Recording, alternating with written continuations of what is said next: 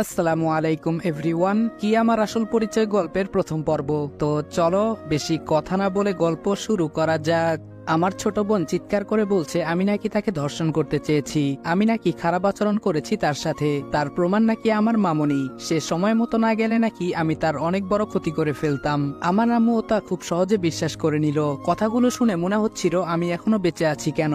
যখনই কিছু বলতে যাব তার আগেই পায়ের জুতা খুলে আমাকে মারতে শুরু করে দিল আমার আম্মু। আমি অসহায়ের মতো দাঁড়িয়ে মার খাচ্ছি আর কান্না ভেজা চোখে ছোট বোনের দিকে তাকিয়ে আছি। নীলু নেকা কান্না করতে করতে আম্মুর কাছে আমার নামে হাজারো মিথ্যা অপবাদ দিচ্ছে। নীলু বলল এর আগেও অনেকবার ভাইয়া আমার শরীরে হাত দিয়েছে আর প্রতিদিন আমাকে একা পেলে খারাপ খারাপ কথা বলতো। আমি কাউকে কিছু বলিনি কারণ কেউ আমার কথা বিশ্বাস করবে না। আজকে তো আমাকে ধর্ষণ করতে চেয়েছিল, আমার জামা কাপড় সব ছিঁড়ে ফেলেছে। মামনি সময় মতো না আসলে আমার কি হতো আল্লাহ জানে। কান্না করতে করতে চোখ মুখ লাল করে ফেলেছে নীলু। আম্মু যখন আমাকে মারতে মারতে হাঁপিয়ে ওঠে তখনই আমার মামাতো ভাই রাকিব একটা তার নিয়ে এসে আমাকে মারতে থাকে। এক একটা আঘাত যেন আমার শরীর থেকে মাংস আলাদা করে দিচ্ছিল। এদিকে মামনি হাজারো কটু কথা বলছে, আর একটা আঘাত করলে হয়তো মরেই যাব। তাই আমাকে আঘাত করার আগেই ওর হাত থেকে কারেন্টের তারটা কেড়ে নিয়ে রাকিবের পায়ে আঘাত করলাম। রাকিব মাটিতে লুটিয়ে পড়েছে মাগো মাগো বলে। আমি বললাম দেখেছিস এটা দিয়ে আঘাত করলে কেমন লাগে। মামনি চিৎকার করে বলছে বদমাশ কুলাঙ্গার, তুই আমার ছেলেকে মারলি, তোর তো জন্মেরও ঠিক নেই। তোকে আপু এই বাসায় নিয়ে এসেছে, নিজের ছেলের মতো বড় করেছে, তার এই প্রতিদান দিলি তুই। শুধু তোর জন্য স্বামী সংসার ত্যাগ করে বাবার বাসায় পড়ে আছে, আর তুই তারই মেয়েকে। ছি। আম্মু বলল ভাবি আর কোনো কথা বলবা না, এক্ষুনি এই বাসা থেকে বের হয়ে যেতে বলো। আম্মু নীলুকে জড়িয়ে ধরে বসে আছে। মামনির বলা শেষ কথাগুলো বুক ছিঁড়ে কলিজায় গিয়ে লাগলো। চিৎকার করে বললাম মুখ সামলে কথা বলবেন মামনি। আম্মু আবারও বলল রাকিব এক্ষুনি আমার চোখের সামনে থেকে চলে যেতে বল, না হলে আমি নিজেকে শেষ করে ফেলবো। আমি বললাম আম্মু তোমরা সবাই কি বলছো, আর নীলুই বা কি বলছে, আমার মাথায় কিছুই ঢুকছে না। বিশ্বাস করো আম্মু আমি নীলুকে কিছু করিনি। আমি জানি না নীলু আমার নামে কেন এত বড় অপবাদ দিল। সবকিছু মিথ্যা, আমি কিছুই করিনি। আম্মু আমি না তোমার ছেলে, তুমি কি আমাকে চেনো না আমি কেমন। আম্মুর পা জড়িয়ে ধরতেই লাথি মেরে দূরে সরিয়ে দিলেন। আম্মু বলল চুপ কর, আর একটা কথাও তুই বলবি না। তুই আমার ছেলে না, পর কখনো আপন হয় না, সেটা আজকে তুই নিজেই প্রমাণ করে দিলি। ভাগ্যিস তোকে আমি জন্ম দেইনি, তুই আমার ছেলে হলে এতক্ষণে তোকে জানে মেরে ফেলতাম। আমি বললাম আমি তোমার সন্তান, এটা কখনো মিথ্যা হতে পারে না, প্রয়োজনে আমাকে মেরে ফেলো, তবুও এরকম কথা বলো না। আম্মু বলল তোকে শুধুমাত্র ছেলের পরিচয় দিয়ে বড় করেছি, আর কিছুই না। এখন ভালো হবে তুই আমার চোখের সামনে থেকে চলে যা। আমি বললাম কোথায় যাব, তুমি ছাড়া আমার আর কে আছে বলো। নীলু তুই বল না সবকিছু মিথ্যে, আমি তোর সাথে কোনো খারাপ আচরণ করিনি। রাকিব বলল আমি বুঝতে পারছি না ফুপু, তুমি এখনো এই বদমাসটার সাথে কেন কথা বলছো। আজকে যা কিছু করলো তা যদি বাহিরে জানাজানি হয় তাহলে এই পরিবারের লোক বেঁচে থেকে কি করবে। নীলু বলল এই কুকুরের বাচ্চা বের হয়ে যা, না হলে আমি তোকে জুতা পেটা করব। আমি মনে মনে ভাবছি যে বোনটা আমাকে নিজের থেকে বেশি ভালোবাসতো সে আজকে আমার নামে এত বড় একটা অপবাদ দিল। কেন এমন করছে সেটা তো আমি জানি না, তবে এর পেছনে কি আছে সেটা খুব ভালো করেই বুঝতে পারছি। মামনি বলল রাকিব দাঁড়িয়ে দাঁড়িয়ে কি দেখছিস, এক্ষুনি ঘাড় ধাক্কা মেরে বের করে দে কুকুরের বাচ্চাটাকে। আমি বললাম আপনি আরেকবার আমাকে কুকুরের বাচ্চা বলবেন তো আমি ভুলে যাব আপনি আমার মামনি। আপনার সাহস হয় কি করে আমার বাবাকে কুকুর বলার। নীলু বলল ভালো করেছে, একবার নয় হাজারবার বলবে। তুই একটা কুকুরের বাচ্চা, তোর বাপ একটা কুকুর, বাপের জন্য দরদ এসেছে। এই তুই বলতে পারবি তোর বাপকে, তুই কিভাবে জানবি। তোকে যেই মা জন্ম দিয়েছে সেও হয়তো জানে না। অনেকেই বলে খেলা দেখার মজা ঠিকই আছে, কিন্তু আসল টেনশন আর থ্রিলটা আসে তখনই যখন নিজের অনুমানটা সঠিক হয়। আমরা জানি আপনারাও চান একটু আলাদা এক্সাইটমেন্ট, তবে সেই এক্সাইটমেন্ট হোক স্মার্ট আর সেফ। সেই জন্য আমরা এনেছি এক ভিন্ন প্ল্যাটফর্ম যেখানে খেলাটা উপভোগ করার পাশাপাশি আপনার অনুমান ও থাকবে গেমের অংশ। এখানে সবকিছু সহজ, ঝামেলাহীন এবং সেফ ভাবে করা হয়েছে। শুধু ম্যাচ উপভোগ করুন আর অনুমান করে গেম খেলে দেখুন আপনার স্পোর্টস সেন্স কতটা শক্তিশালী। আর এখানে লেনদেন করতে পারবেন সরাসরি বিকাশ নগদ রকেট দিয়েই। ভাবুন তো আপনার সঠিক সিদ্ধান্ত যদি আপনাকে ছোট্ট একটা বাড়তি আনন্দ এনে দেয় তাহলে গেমটাই অন্যরকম লাগবে। যা শুনলেন এটা শুধু শুরু, আসল জিনিসটা পিন করা কমেন্টে আপনার জন্য অপেক্ষা করছে। একবার দেখে নিন, মিস করলে আফসোস করবেন। আর হ্যাঁ আমার প্রোমো কোড কিন্তু SPN, এটা দিয়ে রেজিস্ট্রেশন করুন, সেখানে থাকছে আরো চমক। আম্মু নীলুর হাত ধরে রুমে নিয়ে গেলেন। যাওয়ার সময় বলে গেলেন, আমি যদি এই বাসা থেকে বের হয়ে না যাই তাহলে রুম থেকে 2টা লাশ বের হবে। ওদের যাওয়ার দিকে তাকিয়েছিলাম। রাকিব এসে শার্টের কলার ধরে বাসার বাইরে নিয়ে গেল। রাকিব বলল, চুপচাপ এখান থেকে চলে যাবি, আর নেক্সট টাইম তোকে এই এলাকায় দেখলে জানে মেরে ফেলবো। আজকেই মেরে ফেলতাম, শুধু ফুপির জন্য পারিনি। সকালে যখন নূরজাহান বেগম রান্না করছেন, ওনার ভাবি এসে বললেন, নীলু ওড়না ফ্যানের সাথে পেঁচিয়ে আত্মহত্যার চেষ্টা করছে। শোনা মাত্র নূরজাহান বেগম দৌড়ে গিয়ে নীলুকে চেয়ার থেকে নামিয়ে গালে থাপ্পড় মেরে আত্মহত্যার কারণ জানতে চাইলে লক্ষ্য করে দেখলেন জামা কাপড় ছেঁড়া। নীলু বলল, কি করব আমি? আত্মহত্যা ছাড়া এই মুহূর্তে আমার আর কিছু করার নেই। তুমি ছেড়ে দাও আমাকে, আমি মরতে চাই, আমাকে মরতে দাও প্লিজ। আম্মু বলল, কিন্তু কেন? তুই মরবি কেন? কি হয়েছে আমাকে বল, তোর এই অবস্থা কেন? কে করলো এসব? নীলু বলল, তোমাকে কি বলবো আমি? আমার ভাই আমাকে ধর্ষণ করতে চেয়েছে।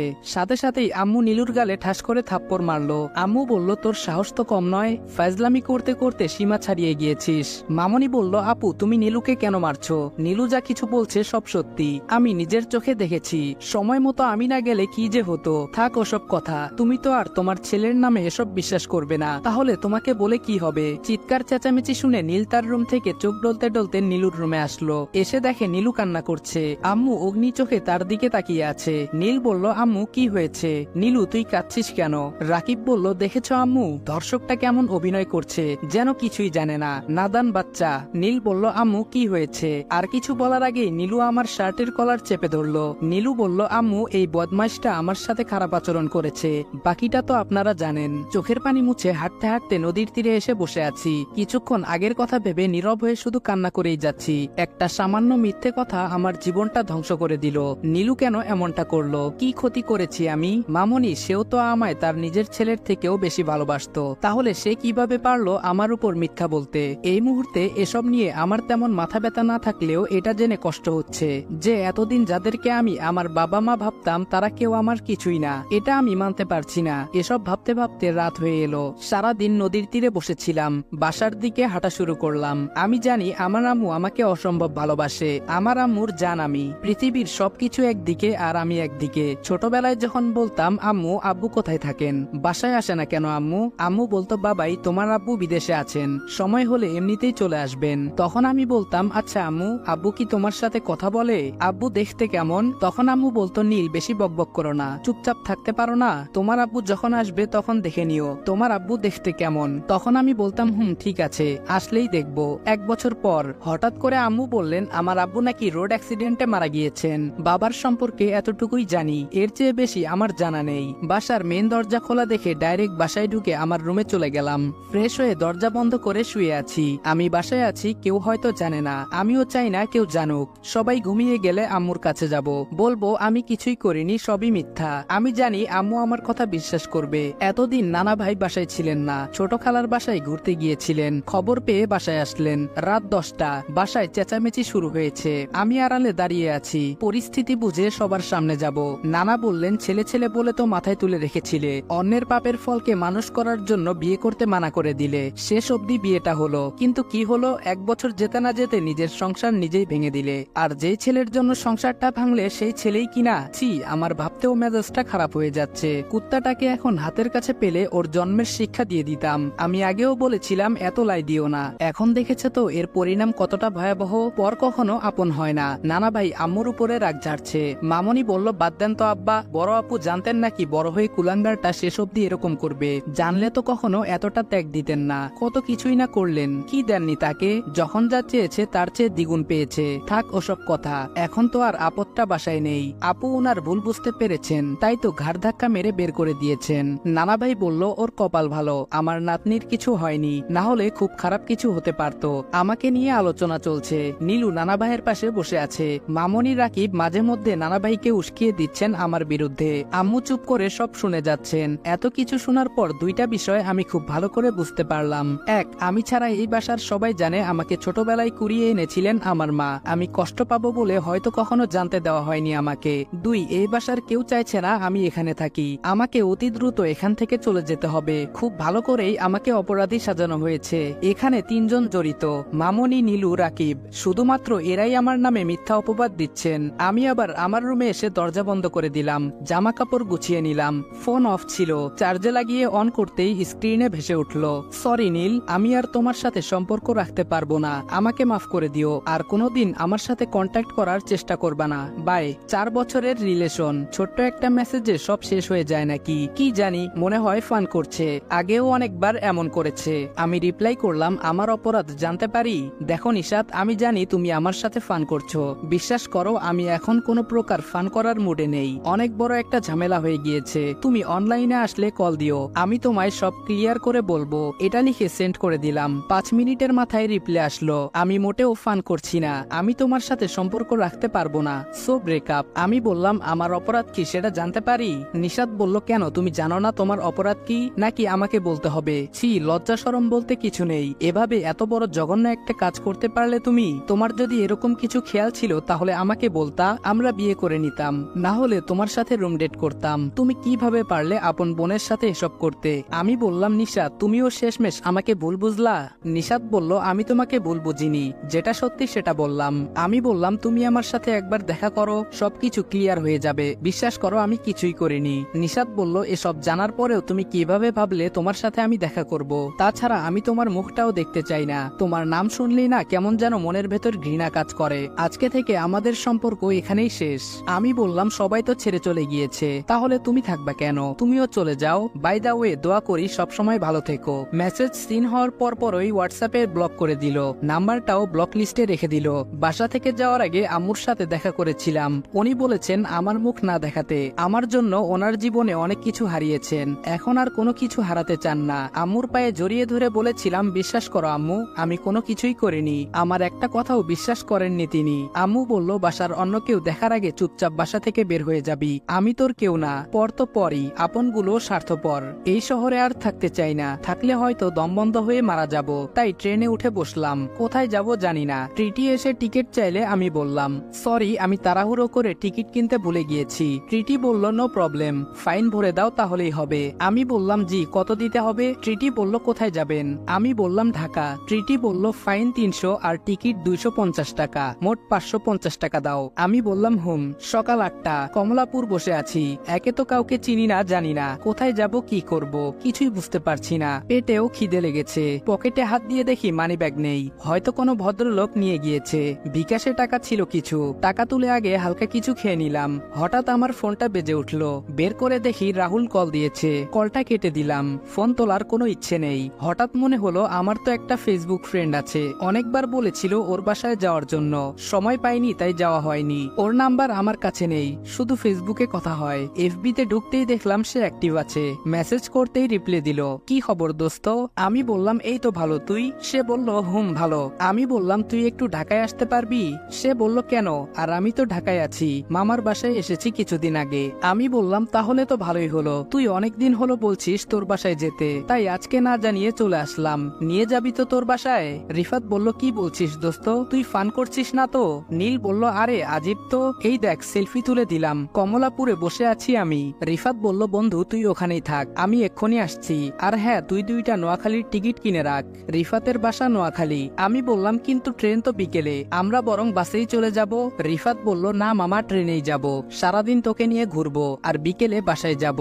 আসসালামু আলাইকুম এভরিওয়ান। নীলু কেন এমনটা করলো আর নীলের আসল বাবা মা কে সেটা জানতে হলে সাথেই থাকুন। আমি আদৌ জানি না গল্পটা আপনাদের ভালো লাগবে নাকি লাগবে না, ভালো লাগলে অনুভূতি প্রকাশ করিয়েন। আমি বললাম, মামা আমার ঘোরাঘুরি করার মুড নেই, তুই প্লিজ আমাকে তোর বাসায় নিয়ে চল, খুব ক্লান্ত লাগছে। রিফাত বলল, আরে কি বলছিস দোস্ত, আমার সাথে চল, মুড না থাকলে এমনি চলে আসবে। জোর করে নিয়ে গেল ওর মামার বাসায়। রিফাত বলল, চল কাপড় চেঞ্জ কর, ঘুরতে যাব, আর হ্যাঁ ট্রেন কয়টায়? আমি বললাম 7:40 কিন্তু এখন কোথায় যাবি? রিফাত বলল, আরে মামা আমি ঢাকায় এসেছি গার্লফ্রেন্ডের সাথে দেখা করতে, দেখা না করেই চলে যাব নাকি? আমি বললাম, ঠিক আছে তুই যা, আমি একটু ঘুমাই, আমার শরীর খারাপ, প্লিজ দোস্ত। রিফাত বলল, ওকে তোর ইচ্ছা, যা ফ্রেশ হয়ে আয়, কিছু খেয়ে নিব দুইজনে। আমি বললাম, আমি এখন খাবো না, তুই দেখা করে আয়, তারপর একসাথে খাবো, প্লিজ বোঝার চেষ্টা কর। রিফাত বলল, ওকে বাই। রিফাত চলে গেলে নীল রুমে শুয়ে আছে, এপাশ ওপাশ করছে কিন্তু কিন্তু কিছুতেই চোখে ঘুম আসছে না। বারবার কালকের কথাগুলো মনে পড়ে যাচ্ছে। উপরে থাকা ফ্যানের দিকে তাকিয়ে আছে, চোখ থেকে অঝরে পানি ঝরছে। নিশা তো আমাকে ভুল বুঝলো, সেও সবার মতো মিথ্যাটাকে বিশ্বাস করে আমাকে দূরে ঠেলে দিল। না চাইতেও নিশাতের ফোনে মেসেজ দিলাম, মেসেজের উত্তর না পেয়ে কল দিলাম। একবার দুইবার রিং হবার পরে নিশাত ফোন ধরে বলল, হ্যালো, কে বলছেন? আমি বললাম, নিশাত, আমি নীল। কিছুক্ষণ চুপ থেকে নিশাত বলল, কেন ফোন দিয়েছো? কি বলবে তাড়াতাড়ি বলো। আমি বললাম, বিরক্ত হচ্ছ কেন? আচ্ছা 5 মিনিট কথা বলা যাবে? নিশাত বলল, সরি, 5 মিনিট কেন, কোনো ধর্ষকের সাথে আমি 5 সেকেন্ডও কথা বলতে পারবো না।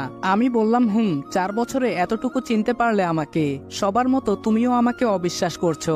নিশাত বলল, অন্য কেউ বললে হয়তো বিশ্বাস করতাম না, কিন্তু তোমার ফ্যামিলি থেকে তোমার বোন নীলু নিজে ফোন দিয়ে আমাকে বলেছে, সাথে এটাও বলেছে তুমি এই পরিবারের কেউ না, তোমার বাড়ি নেই, ঘর নেই, মা বাবাও নেই, এমনকি তোমার নাকি জন্মেরও ঠিক নেই।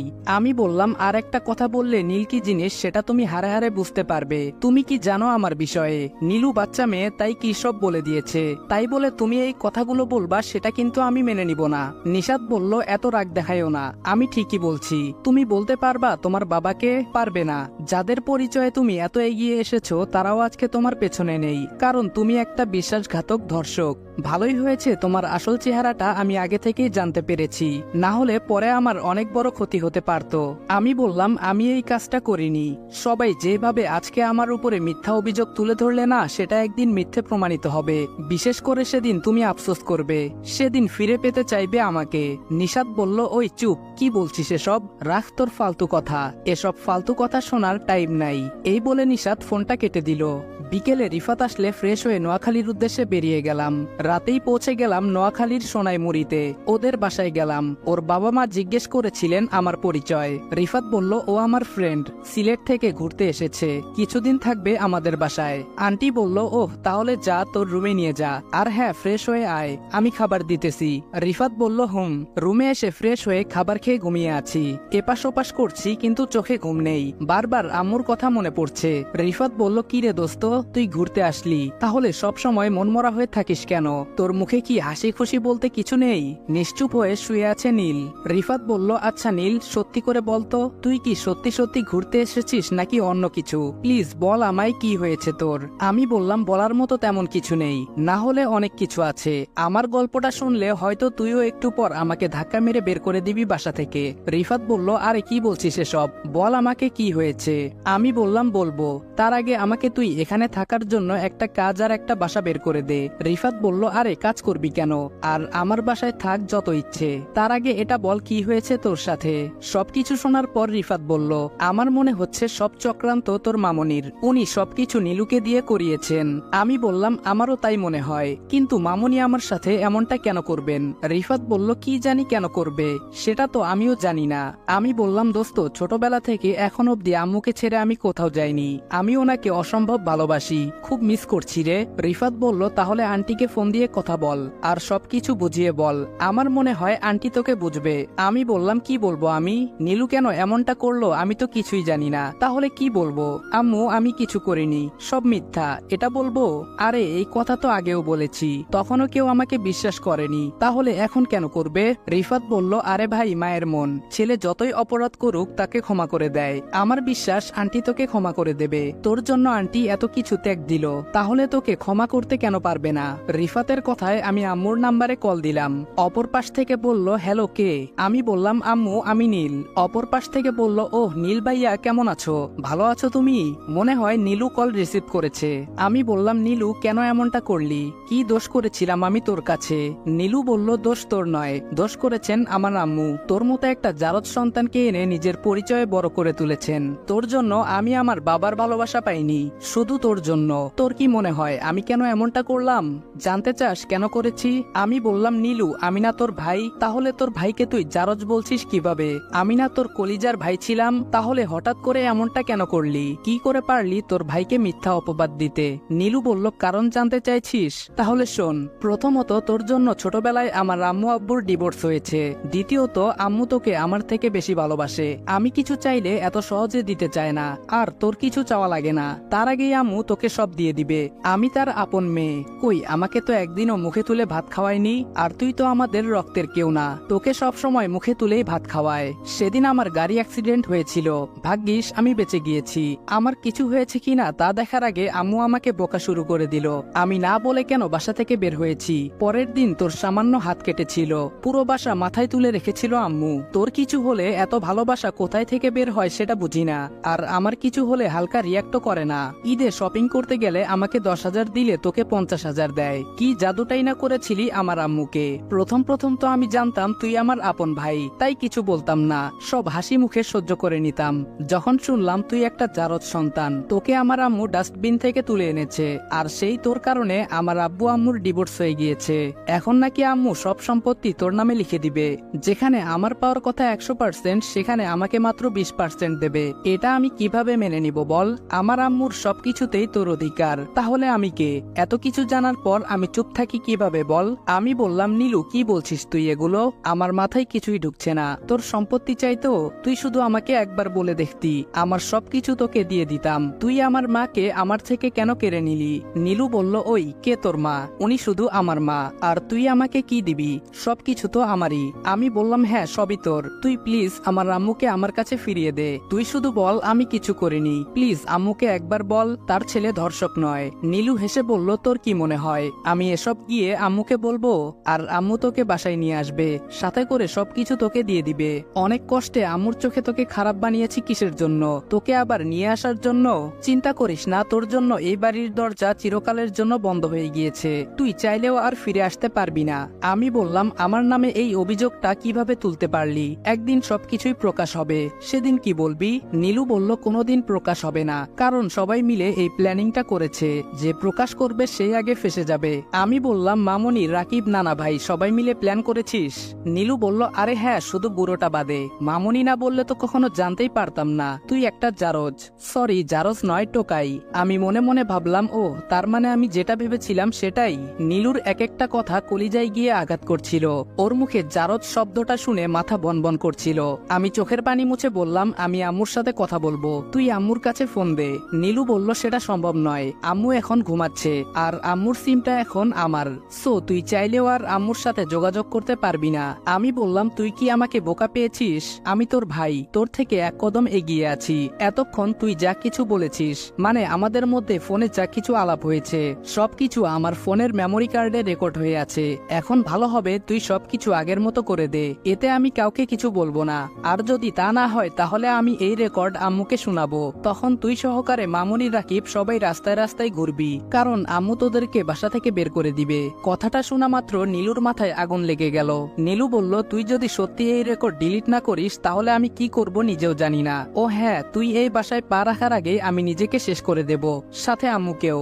না না, আমি কেন মরবো? আম্মুকে মেরে ফেলবো। কি বলবে কিছুই মাথায় ঢুকছে না। নীলুর মুখে যা আসছে তা বলছে। নীলুর কথা শোনা মাত্র মেজাজ খারাপ হয়ে যায়। আমি বললাম, আমার মায়ের কিছু হলে তোকে শেষ করে ফেলবো, তোর নামও আর এই পৃথিবীর বুকে থাকবে না, তুই থাকা তো দূরের কথা। নীলু হেসে বলল, একবার চিন্তা করে দেখ, আমি যদি এত বড় জঘন্য একটা কাজ করতে পারি, তোর নামে মিথ্যে অভিযোগ তুলে ধরতে পারি, এমনকি তোর গার্লফ্রেন্ডকে তোর থেকে কেড়ে নিতে পারি, তোকে নিঃস্ব করে দিতে পারি, তাহলে কারো জীবন নিতে দুইবার ভাববো কিভাবে? অবশ্য আমার কিছু করতে হবে না, যা করার রাকিব করবে। আমি কান্না করে বললাম, নীলু বোন আমার, আমি আসবো না আর কোনোদিন, রেকর্ডও ডিলিট করে দেব। তুই প্লিজ আম্মুর কোনো ক্ষতি করিস না। নীলুর হাত থেকে মামুনি ফোন কেড়ে নিয়ে বলতে শুরু করলেন, আমি কথা দিচ্ছি বাবা, তোমার মায়ের কিচ্ছু হবে না, তুমি শুধু রেকর্ডটা ডিলিট করে দাও, আর এই বাসায় তোমার আম্মুকে খুঁজতে এসো না। আর যদি আসো তাহলে আমরাও আমাদের কথা রাখতে পারবো না। ফোন কেটে বালিশে মুখ গুজে কান্না করছে নীল। পাশে থেকে রিফাত মাথায় হাত বুলিয়ে কান্না করতে মানা করছে। কি বলে সান্ত্বনা দিবে ভাষা খুঁজে পাচ্ছে না। নীলু বলল, মামুনি, সত্যি কি নীল বাসায় আসলে আম্মুকে মেরে ফেলবে নাকি? মামুনি বলল, ধুর পাগলি মেয়ে, আরে আমরা তো শুধু নীলকে ভয় দেখাচ্ছি, আমাদের অত সাহস আছে নাকি আপুকে কিছু বলার? নীলু বলল, আমার কেন জানি খটকা লাগছে। রাকিব বলল, আরে কি খটকা লাগছে? উনি কি শুধু তোমার একার মা নাকি? আমারও ফুপি লাগেন, তাছাড়া আজ বাদে কাল আমার শাশুড়ি মা হবেন, আমরা কিভাবে ওনার ক্ষতি করব বলো? সকালে সোফাতে বসে ফোনের স্ক্রিনে থাকা ওয়ালপেপারের দিকে তাকিয়ে আছেন নূরজাহান বেগম। হ্যাঁ, ওয়ালপেপারে নীলের ছবি লাগানো, এক ধ্যানে তাকিয়ে আছেন। ওনার এখনো বিশ্বাস হচ্ছে না নীল এমনটা করেছে, আবার নিজের চোখকেও অবিশ্বাস করতে পারছে না। ঢাকা 1998, ইন্টার দ্বিতীয় বর্ষে পড়ালেখা করতেন সামিরা আর নূরজাহান। দুইজন বেস্ট ফ্রেন্ড ছিল, একজন আরেকজনকে ছাড়া চলতেই পারত না। নূরজাহানের দেশের বাড়ি সিলেটে, আর সামিরার শেরপুর। সামিরা ছিল অনাথ। ছোটবেলা থেকে অনাথ আশ্রমে বড় হয়েছে। দুইজন খুব ভালো বান্ধবী, এক কথায় বলতে গেলে এক প্রাণ দুটি দেহ। পড়াশোনায়ও খুব ভালো ছিল দুইজন। প্রতিদিনের মতো আজকেও কলেজে যাচ্ছে দুইজন। হঠাৎ করে একটা ছেলে এসে রাস্তা আটকে সামনে দাঁড়িয়ে যায়। পেছন থেকে ফুল বের করে হাঁটু গেড়ে বসে পড়ে সামিরার সামনে। ছেলেটি বলল, আমি তোমাকে ভালোবাসি, তুমি কি আমার হবে? হঠাৎ এই প্রস্তাব শুনে একটু ভেবাচেকা খেয়ে যায় সামিরা। লাইফে অবশ্য ছেলেদের কাছ থেকে অনেকগুলো প্রপোজ পেয়েছে, কিন্তু এটা অন্য সবগুলোর থেকে ব্যতিক্রম। বুঝতে পারছে না কি করা উচিত। নিজের মধ্যে অহংকার বোধও জেগে উঠেছে। উঠাই স্বাভাবিক, দেখতে প্রচন্ড সুন্দরী সে। অন্যদিকে নূরজাহানের চেহারায় কালো মেঘ জমতে শুরু করেছে। সামিরার কোনো উত্তর না পেয়ে আবার বলে ওঠে, তুমি কি আমার হবে সামিরা? সামিরা কিছু বলছে না, চুপচাপ দাঁড়িয়ে আছে আর বারবার আর চোখে নূরের দিকে তাকাচ্ছে। ছেলেটি বলল, প্লিজ কথা বলো। আচ্ছা, এখনই উত্তর দেওয়া লাগবে না, এই ফুলটা নাও। সামিরা এবার চোখ ছোট ছোট করে নূরের দিকে তাকায়। নূর ইশারায় বলে ফুলটা নিতে। সামিরা নূরের কথা মতো ফুলটা হাতে নিয়ে পাশ কাটিয়ে চলে যায়। রাতে ঘুমানোর আগে সামিরা বলল, নূর ছেলেটাকে আগে তো কখনো দেখিনি, তাছাড়া হুটহাট কি বলল, আমার তো সবকিছু মাথার উপর দিয়ে গেল। নূর বলল, আরে ওর নাম জিসান, আমাদের ক্লাসমেট, ছেলেটা নতুন ভর্তি হয়েছে। আচ্ছা সামিরা, সত্যি কি সবকিছু তোর মাথার উপর দিয়ে গেছে নাকি তুইও? সামিরা বলল, আরে না, আমি ওকে পছন্দ করি না, দেখতে কেমন যেন লাগে, চুল এলোমেলো, শার্টের বোতাম খোলা, হাতে কি সব চুরি পরা, দেখতে বখাটে বখাটে লাগে। নূর বলল, আমি কখন বললাম তুই পছন্দ করিস? তার মানে বুঝি বুঝি, সবই বুঝি। তার উপরে চুল শার্ট সব লক্ষ্য করা হয়ে গেছে, তাই না? সামিরা এবার লজ্জায় লাল হয়ে গিয়েছে। নূর খুব ভালো করেই বুঝতে পারছে সামিরা প্রেমে পড়েছে, কিন্তু জিসান তো এই কয়েকদিন নূরের আগে পিছে ঘুরঘুর করলো। নূর প্রথমে ভেবেছিল তাকে প্রপোজ করতে এসেছে, কিন্তু হঠাৎ করে সামিরাকে প্রপোজ করলো জিসান। তাহলে এই কয়েকদিন যে নূরকে ফলো করে বেড়াতো সেটা কি ছিল? নূরের মাথায় কিছুই ঢোকে না। এদিকে সামিরা কিছু একটা ভাবনায় ডুবে আছে, হয়তো জিসানের কথা ভাবছে। পরের দিন হোস্টেল থেকে কলেজে যাওয়ার উদ্দেশ্যে হাঁটছে। যেহেতু কলেজ আর হোস্টেল কাছাকাছি, 3-4 মিনিট লাগে হেঁটে যেতে, তাই হেঁটেই যাচ্ছে। সামিরা বলল, আচ্ছা নূর, আজকে যদি ছেলেটা এসে প্রপোজ করে তাহলে কি করব? নূর বলল, কি আর করবি, পিছু পিছু ঘুরাবি, পরে যদি মনে হয় জিসান তোকে সত্যি ভালোবাসে তাহলে তুইও লাভ ইউ বলে দিবি। সামিরা বলল, আরে আস্তে ধীরে কথা বল, পিছে পিছে আসছে, শুনে ফেলবে। নূর বলল, তাহলে তো ভালোই, আসতে দে। পেছন থেকে সামিরাকে ডাকতে ডাকতে সামনে আসলো। জিসান বলল, কি ভাবলে? সামিরা বলল, আমি এখনো ভাবিনি কিছু। জিসান বলল, কেন ভাবনি? সামিরা বলল, তোমার কথা আমার মনেই ছিল না। নূর বলল, সত্যিই তো, আপনার কথা আমার বান্ধবীর মনে ছিল না, কালকে সারা রাত পড়তে পড়তে ক্লান্ত হয়ে ঘুমিয়ে পড়েছিল, তাই না সামিরা? জিসান বলল, ওহ, তাহলে কি আমি উত্তরটা হ্যাঁ ভেবে নিব? সামিরা বলল, না, আমি কি সেটা বলেছি? জিসান বলল, তাহলে না ভেবে নেই। সামিরা রাগী লোক নিয়ে জিসানের দিকে তাকিয়ে থাকে, মুখ ভেঙচি কেটে পাশ কাটিয়ে চলে গেল। নূর সেখানেই দাঁড়িয়ে রইল। জিসান সামিরার চলে যাওয়ার দিকে তাকিয়ে রইল। হঠাৎ করে জিসান সামিরা বলে চিৎকার করে ডাক দিল। সামিরা পেছনে তাকাতেই জিসান বলল, আই লাভ ইউ। সামিরা খুশি দেখিয়ে আস্তে করে বলল, মেরে ফেলবো। জিসান বলল, মেরে ফেলো, আমি তো তোমার প্রেমে সেই কবে মরে গিয়েছি। সামিরা বলল, ধ্যাত পাগল, এটা বলে চলে গেল। জিসান বলল, কি হলো, তুমি দাঁড়িয়ে আছো কেন? যাও গিয়ে তোমার ফ্রেন্ডকে বুঝাও। নূর বলল, আচ্ছা, তুমি এই কয়দিন আমার পেছনে ঘুরলা, এখন আবার আমার ফ্রেন্ডকে প্রপোজ করছো, কিছুই তো বুঝতে পারছি না। জিসান বলল, ওহ, আসলে সেদিন বই মেলায় তোমার সাথে সামিরাকে দেখেছিলাম, তারপর থেকে বেশ কিছুদিন সামিরাকে খুঁজেছি, কিন্তু কোথাও পাইনি। অতপর তোমার দেখা পেলাম, তোমার পেছনে এই জন্যই ঘুরেছি, যাতে সামিরার দেখা পাই, আর অবশেষে তো কালকে দেখা পেয়ে গেলাম। প্লিজ আপু, তোমার ফ্রেন্ডকে বলো তাড়াতাড়ি হ্যাঁ বলে দিতে, আমার আবার অপেক্ষায় অ্যালার্জি আছে। নূর বলল, ঠিক আছে, আমি দেখছি, ট্রিট লাগবে কিন্তু। জিসান বলল, চলো এখনই ট্রিট দেই। নূর বলল, এত তাড়াহুড়ো করার দরকার নেই, অ্যালার্জির মেডিসিন খেয়ে নিও, কারণ আমি যতদূর জানি সামিরাও তোমাকে পছন্দ করে, তবুও তোমাকে অপেক্ষা করতে হবে। জিসান নূরের গাল টেনে বলল, ঠিক আছে সুইটহার্ট, আমি অপেক্ষা করব, তোমার ফ্রেন্ডকে বলো উত্তরটা কিন্তু হ্যাঁ হওয়া চাই। নূর বলল, এই ফাজিল ছেলে, গালে হাত দিলি কেন? জিসান বলল, রাগ করো কেন শালিকা? নূর এবার না চাইতেও হেসে দিল। আচ্ছা, আমি এখন যাই, আমার জন্য সামিরা অপেক্ষা করছে। সামিরা রুমে বসে আছে, তখনই নূরজাহান বলে উঠল, কিরে দোস্ত, আজকে টিউশনি করতে গেলি না? সামিরা সামিরা বলল, না রে, রাফির আম্মু ফোন করে বললেন ওনারা কোথাও ঘুরতে যাচ্ছেন, 10-15 দিন পরে বাসায় ফিরবেন। নূর বলল, এ তো খুশির খবর, এই কয়দিন জমিয়ে আড্ডা দিব, তা না তুই মুখ বাঁকা করে বসে আছিস। সামিরা বলল, তোর মাথা আড্ডা দিব, মাস হয়ে গিয়েছে, ওনারা বেতন না দিয়ে চলে গিয়েছেন, এদিকে আমার হাতের টাকাও শেষের দিকে, তার উপরে রুম ভাড়া, খাওয়ার বিল সব একসাথে এসেছে। নূর কিছুক্ষণ সামিরার দিকে ভ্রু কুচকে তাকিয়ে হঠাৎ কি যেন খুঁজতে লাগলো। সামিরা বলল, তুই আবার কি খুঁজছিস? নূর বলল, আমার লম্বা কলমটা কোথায় রেখেছি খুঁজে পাচ্ছি না, তুই দেখেছিস? সামিরা বলল, আরে হ্যাঁ, ওটা তো বালিশের নিচে। নূর কলমটা বের করে আস্তে করে সামিরার পায়ে আঘাত করলো। সামিরা বলল, আউ, এই মারছিস কেন? নূর বলল, তো কি করব বল, তোকে গত 3 বছর থেকে কি বলে আসছি মনে আছে? আমার সবকিছুই তোর, আমার ব্যাগে সবসময় টাকা থাকে, তোর যখন যত টাকা লাগে নিয়ে নিবি, তাও যদি না পারিস একবার বলিস আমাকে, কিন্তু তুই তো নবাবের বেটি, তুই নিবি কেন? আর যদি কোনোদিন এসব বিষয় নিয়ে টেনশন করিস তাহলে মেরে ফেলবো। সামিরা কাঁদো কাঁদো গলায় বলল, সরি। নূর বলল, তোর কি মনে হয় রুম ভাড়া, খাওয়ার টাকা এসব এখনো বাকি আছে? আরে কালকে রাতে আমি সব ক্লিয়ার করে দিয়েছি। নূরজাহান আর সামিরার পরিচয় ক্লাস 10-এ থাকতে কিভাবে যেন দুইজনের মিল হয়ে যায়, অতঃপর একজন আরেকজনের বেস্ট ফ্রেন্ড। প্রথমে নূর জানতো না যে সামিরা অনাথ, ওর বাবা মা কেউ নেই। যখনই জানতে পারলো তখন থেকে কেমন যেন একটা মায়া কাজ করতে লাগলো। দুইজন এসএসসি দেবার পর সামিরার অত টাকা পয়সা না থাকায় ভালো কলেজে ভর্তি হতে পারেনি, এদিকে নূরের বাবার টাকার পাহাড়। তবুও রেজাল্ট ভালো থাকার পরেও সামিরার সাথে একই কলেজে ভর্তি হলো। নূর তার খালার বাসায় থেকে পড়াশোনা করত। যখন বুঝতে পারলো সামিরার চলতে কষ্ট হয় টাকা পয়সার জন্য, নূর তাকে ডাইরেক্ট টাকা দিয়ে ছোট করতে চায়নি, তাই কিছুদিন যেতে না যেতে সামিরা নূরের সাথে রুম শেয়ার করে নিল। এতে করে সামিরার টাকার দরকার পড়লে নূর দিয়ে দিত, আর বলতো পরে আমাকে ফিরিয়ে দিস। যদিও পরে টাকাগুলো সামিরা দিতে চাইলে নূর তখন আর নিত না। এক কথায় বলতে গেলে ওরা যেন বান্ধবী নয়, আপন বোন। এতক্ষণ নূরজাহান বেগম ছেলের দিকে তাকিয়ে থাকতে থাকতে কখন যে অতীতে চলে গিয়েছেন বুঝতেই পারেননি। হুঁশ ফিরল নীলুর ডাকে। নীলু বলল, আম্মু তুমি এখনো এই বদমাইশ কুলাঙ্গার ছেলের কথা ভাবছো? নূরজাহান বেগম বলল, তোকে কে বলল আমি নীলের কথা ভাবছি? তুই কি আমার মনে থাকিস নাকি? নীলু বলল, মনে থাকবো কেন, তোমার হাতে ওটা কি? নীলের ছবি মোবাইলে দেখে তো হারিয়ে গিয়েছিলে, আমি এতক্ষণ যাবত তোমায় ডেকে যাচ্ছি, তুমি শুনছই না। রাকিব বলল, ফুপি তুমি এত কিছুর পরেও কিভাবে ওর ছবিগুলো মোবাইলে রাখতে পারো? নীলু ছবিগুলো ডিলিট করে দে। নীলু ফোনটা নিয়ে সব পিক ডিলিট করে আবার মোবাইল নূরজাহান বেগমের হাতে ধরিয়ে দিল। যেখানে বাসার কারো সাহস নেই নূরজাহান বেগমের সামনে দাঁড়িয়ে কথা বলার, সেখানে আজকে সবাই মুখে মুখে কথা বলছে, শুধু চুপ করে আছেন নীলের অপকর্মের জন্য। বিকেলে ছাদে হাফ গেঞ্জি পরে বসে আছে নীল, আকাশ পানে তাকিয়ে আছে, হয়তো দিনের বেলায় চাঁদ দেখতে পাচ্ছে। পেছন থেকে রিফাতের মা ছাদে পড়ে থাকা কাপড়গুলো নিতে এসে দেখতে পেলেন নীল বসে আছে।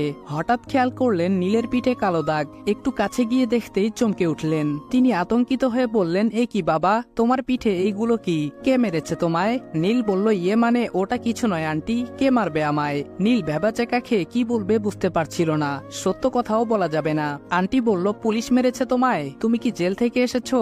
পুলিশ ছাড়া এরকম মার কেউ মারতে পারবে না। তুমি কি করেছিলে যে পুলিশ তোমাকে মারলো? নীল বলল, আন্টি আপনি ভুল বুঝতেছেন, পুলিশ আমায় কেন মারবে? অ্যাক্সিডেন্ট হয়েছিল তাই পিঠে কালো দাগ জমেছে।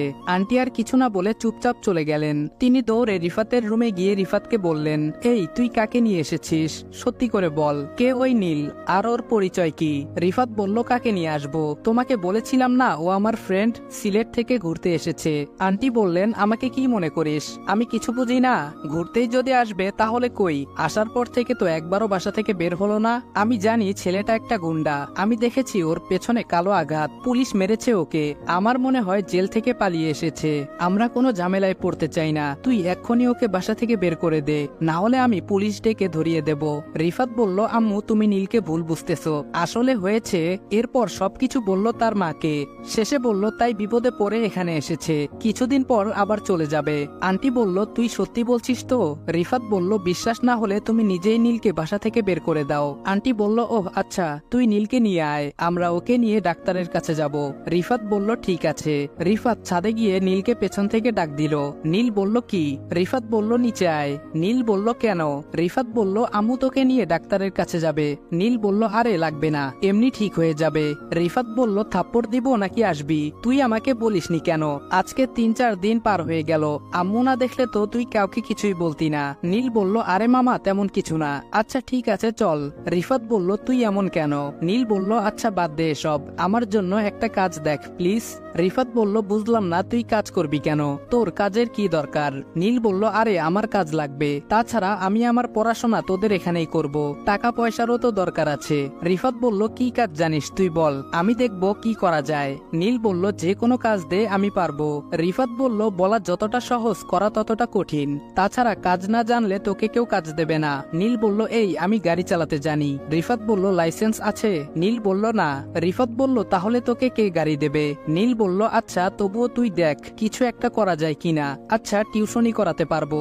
রিফাত বলল, ঠিক আছে দেখা যাবে, চল ফ্রেশ হয়ে বাইরে আয়, আম্মু অপেক্ষা করছেন। 2 দিন পর রিফাত নীলকে বলল, এই নীল এদিকে আয়। রিফাত রুমে বসে ফোন ঘাটছে আর নীল তখন বেলকনিতে ছিল। নীল বলল, কি হয়েছে? রিফাত বলল, মামা তোর চাকরি হয়ে গিয়েছে। নীল খুশি হয়ে বলল, কি বলছিস সত্যি? রিফাত বলল, হ্যাঁ, আমাদের এলাকার এক হুজুরের বাড়িতে। ওনার মেয়েকে মাদ্রাসায় নিয়ে যাওয়া লাগবে, আবার নিয়ে আসা লাগবে, আর সন্ধ্যার পরে চাইলে তুই ওনার ছোট মেয়েকে টিউশন পড়াতে পারিস। নীল রিফাতকে জড়িয়ে ধরে বলল, থ্যাংক ইউ মামা। রিফাত বলল, হইছে, আর মায়া দেখাতে হবে না, উনি তোকে দেখতে চাইছেন, এখনো চাকরি হয়নি, সো বিকেলে ওনার বাসায় যাব। নীল বলল, আরে মামা তুই থাকতে এত টেনশন করা লাগবে না, আমি জানি চাকরি হয়ে যাবে। বিকেলে বসে আছি হুজুরের বাসায়, আসরের নামাজ পড়ে হুজুর আমাদের সাথে দেখা করলেন। দুইজন একসাথে সালাম দিলাম, আসসালামু আলাইকুম। হুজুর বলল, ওয়ালাইকুম আসসালাম। রিফাত বলল, মামা ভালো আছেন? হুজুর বলল, হুম আলহামদুলিল্লাহ, তুমি ভালো আছো? রিফাত বলল, জি ভালো। হুজুর বলল, রিফাত এই কি সেই ছেলে? রিফাত বলল, জি। হুজুর আমাকে প্রশ্ন করলেন, তুমি কি গাড়ি চালাতে জানো? আমি বললাম, জি জানি, আগে 3 বছর গাড়ি চালিয়েছি। হুজুর বললেন, লাইসেন্স আছে তোমার? আমি বললাম, না মানে ওটা নেই। হুজুর বললেন, তোমাকে ড্রাইভিং কে শিখিয়েছিল, আর লাইসেন্স নেই জানার পরে কে তোমাকে গাড়ি দিয়েছিল? আমি বললাম, কেউ শেখায়নি, আমি একা একা শিখেছি। আর গাড়ির কথা বলছেন, ওটা আমার গাড়ি, আম্মু আমাকে গিফট দিয়েছিলেন। তোমার নিজেরই যখন গাড়ি আছে তাহলে আমার গাড়ি চালাতে চাচ্ছ কেন? বুঝলাম না কিছু। রিফাত বলল, ইয়ে মানে মামা ওর বাসা সিলেটে, এখানে পড়াশোনা করতে এসেছে, তাছাড়া আন্টি নীলের উপরে রেগে টাকা পাঠানো বন্ধ করে দিয়েছেন, খুব বেশি টাকা অপচয় করে তো তাই, এখন পড়াশোনার জন্য নিজেই টাকা ইনকাম করতে হবে, আপনি প্লিজ ওকে এই চাকরিটা দিয়ে দিন। হুজুর বলল, আচ্ছা বুঝলাম, তা টিউশনও করাবে? রিফাত বলল, হ্যাঁ। হুজুর বললেন, এই নাও গাড়ির চাবি, কাল থেকে তোমার কাজ, সকাল 9টার আগে আমার বাসায় পৌঁছে আমার মেয়েকে মাদ্রাসায় দিয়ে আসবা, আবার বিকেলে 4টায় নিয়ে আসবা, এর ভেতরে অন্য কাজ করতে পারো, তুমি কলেজেও যেতে পারবে, মাঝে মধ্যে আমি কোথাও বের হলে আমাকে নিয়ে যাবে, আর 7টার পরে আমার ছোট মেয়েকে পড়াতে আসবা, 1 ঘন্টা করে পড়াবা। আমি বললাম, ঠিক আছে, আমি কালকে সময় মতো চলে আসব। হুজুর বললেন, আর শোনো, তোমার বেতন, গাড়ি যে চালাবা তার জন্য 8,000 টাকা, কারণ আমরা আগের ড্রাইভারকেও একই বেতন দিতাম, আর টিউশনের বেতন তোমার পড়ানোর উপর নির্ভর করে দিব। সেদিনের মতো চলে আসলাম। পরের দিন সকালে সঠিক টাইম মতো পৌঁছে গেলাম ওদের বাসায়, 30 মিনিট আগেই এসেছি, এসে বসে আছি। কিছুক্ষণ পরে একটা মেয়ে আসলো, সাথে পিচ্ছি আর একটা, বোরকা পরা, হাতে পায়ে মোজা পরা, চোখগুলো দেখা যাচ্ছে না, এসেই গাড়িতে বসে পড়লো, মনে হয় এটাই। আর কেউ আছে কিনা জিজ্ঞেস করলাম, মেয়েটা বলল, জি না, আর কেউ নেই, আপনি চলুন। আমি বললাম, জি। বিসমিল্লাহ বলে চাবি ঢুকিয়ে সেলফ নিতে গিয়ে গাড়ি একটা ঝাঁকুনি দিল, গাড়ি নিউট্রাল না করে সেলফ নিতে গিয়েছিলাম। পিচ্চি মেয়েটা বলল, এই যে ভাইয়া, আপনি আদৌ কি গাড়ি চালাতে পারেন? আমি বললাম, আরে পারি তো। পিচ্চি বলল, আমার মনে হচ্ছে না। অতপর গাড়ি চলতে লাগলো রাস্তায়, কোনো কথা নেই। 5 মিনিট পর আমি বললাম, আচ্ছা আপু, আমরা কোন দিকে যাব? পিচ্চি মেয়েটা বলল, কোন দিকে যাবেন মানে? আপনি মাদ্রাসায় যাবেন। বড়টা তো কোনো কথাই বলছে না। আমি বললাম, আমিও সেটা বলছি, মাদ্রাসা কোন দিকে? আমি তো জানি না, একদিন দেখিয়ে দিলেই হবে। পিচ্চি মেয়ে রেগে বলল, আমিও তো জানি না। আমি বললাম, ঠিক আছে বড় আপু, আপনি কোনো কথা বলছেন না, আপনি হয়তো জানেন, বলুন না প্লিজ, আজকে দেখিয়ে দিলেই হবে। মেয়েটা শান্ত গলায় বলল, আপনি সোজা যেতে থাকুন, পয়েন্টে গিয়ে ডান দিকে ঢুকবেন। একটু যাওয়ার পরে আমি আবারও বললাম, এখন কোন দিকে যাব? মেয়েটা বলল, আবার ডান দিকে যান, সামনেই মাদ্রাসা। বিকেলে ওদেরকে বাসায় পৌঁছে দিয়ে আমি রিফাতের বাসায় চলে আসলাম।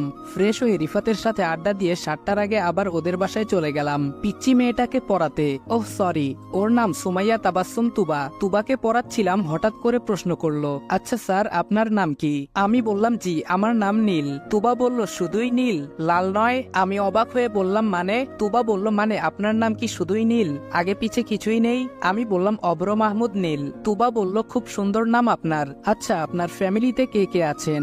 আমি বললাম এত প্রশ্ন না করে পড়ায় মন দাও। তুবা বলল আপনি এমন কেন, চুপচাপ গাল ফুলিয়ে বসে থাকেন সব সময়। আমি বললাম আরে কি বলছো এসব, আমি মোটেও এরকম না। আচ্ছা তুমি তো ক্লাস 5-এ পড়ো, তোমার আপু কোন ক্লাসে পড়েন? তুবা বলল আরে হ্যালো, আমার আপু পড়ে না, পড়ায়, সে একজন টিচার।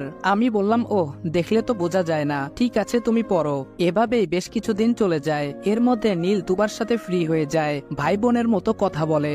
সকালে যাওয়ার সময় তুবা নীলের পাশে বসে আড্ডা দিতে দিতে যায়। কত ধরনের কথা হয় ওদের মধ্যে। পেছন থেকে তনু মেয়েটা দর্শকের মতো সবকিছু দেখে যায়। আজকেও সেই একই অবস্থা। তুবা বলল আচ্ছা নীল ভাইয়া, তুমি সত্যি একটা পচালোক। আমি বললাম কেন, আমি আবার কি করলাম? তুবা বলল কি করনি সেটা বলো। যতবার তোমাকে তোমার ফ্যামিলি সম্পর্কে জিজ্ঞেস করলাম ঠিক ততবারই এড়িয়ে যাও। ফ্যামিলির কথা শুনতেই মন খারাপ হয়ে যায় নীলের। কি বলবে নীল, আমার ফ্যামিলি আছে, কিন্তু ওর ফ্যামিলির কেউ তো এখন আর তার সাথে নেই। রাস্তার ছেলেকে আবার রাস্তায় ফেলে দিয়েছেন। কি বলবে তুবাকে কিছুই বুঝতে পারছে না, তাই তো চুপ করে আছে। তুবা বলল কি হলো ভাইয়া, কিছু বলছো না, চুপটি মেরে বসে আছো যে? এদিকে তনুও আগ্রহ নিয়ে বসে আছে নীলের পরিচয় জানার জন্য। নীল ছোট করে বলল কেউ নেই। তুবা বলল কি কেউ নেই? নীল মন খারাপ করে বলল মা বাবা কেউ নেই। তুবা বলল বুঝলাম না, কি বলছো এসব, ক্লিয়ার করে বলো। আব্বু তো বলল তোমার মা আছেন, ফ্যামিলি আছে। নীল বলল শুরু থেকেই আমার কেউ নেই, খানিকের জন্য একটা ফ্যামিলি পেয়েছিলাম, সেটাও আর নেই, আমি শূন্য থেকে শূন্য রয়ে গেলাম। তুবা বলল ওহ সরি, কিন্তু এখন তোমার সেই ফ্যামিলি কোথায়? পেছন থেকে তনু বলল তুবা চুপ কর, আমি কি শুরু থেকে জানতে পারি কি হয়েছিল আপনার সাথে? শূন্য রয়ে গেলেন মানে কি, এইগুলো একটু ক্লিয়ার করে বলেন। তনুর কথায় নীল কিছুটা অবাক হয়। আজকে 18 দিন হলো চাকরি করছি, কোনোদিন তো কথা বলা দূরে থাক, চোখ তুলে যে মেয়ে তাকায়নি, সেই মেয়ে আজকে কেন নীলের বিষয়ে জানতে এত আগ্রহী? এদিকে তুবাও কিছুটা অবাক হয়, তার বোন আজ অব্দি কোনো পরপুরুষের সাথে প্রয়োজন ছাড়া কথা বলেনি, আজকে কি এমন হলো নিজে থেকে কথা বলছে? চুপচাপ বসে আছে নীল। শেষে তুবা বলল আচ্ছা ভাইয়া, আমাকে আপনার ছোট বোন মনে করে সবকিছু বলেন, আমি তো বাহিরের কেউ না। এরপর নীল তাদেরকে সবকিছু খুলে বলে। সবকিছু শোনার পর তুবা মন খারাপ করে বসে আছে। তনু বলল আচ্ছা একটা বোন কিভাবে পারলো সামান্য সম্পত্তির জন্য তার ভাইয়ের উপর এত বড় অভিযোগ দিতে? নীল বলল আপনাকে বললাম না এখানে সবকিছুর মূল আমার মামনি। তনু বলল আপনি একটা কাজ করুন, রেকর্ড আপনার আম্মুকে শোনান, সবকিছু শোনার পর আপনার আম্মু সঠিক বিচার করবেন, আপনিও বাসায় যেতে পারবেন। নীল বলল জন্মের পর আমি আমার মাকে তো হারিয়ে ফেলেছি, আবার নতুন করে হারাতে চাই না। হতে পারে আমি রেকর্ড শোনালাম, আম্মু রেগে ওদের বাসা থেকে বের করে দিল, পরে যদি ওরা আম্মুর কোনো ক্ষতি করে ফেলে তাহলে কি হবে? জিসান আর সামিরার রিলেশন শুরু হয়ে গিয়েছিল। আজকে নূর একা কলেজে এসেছে।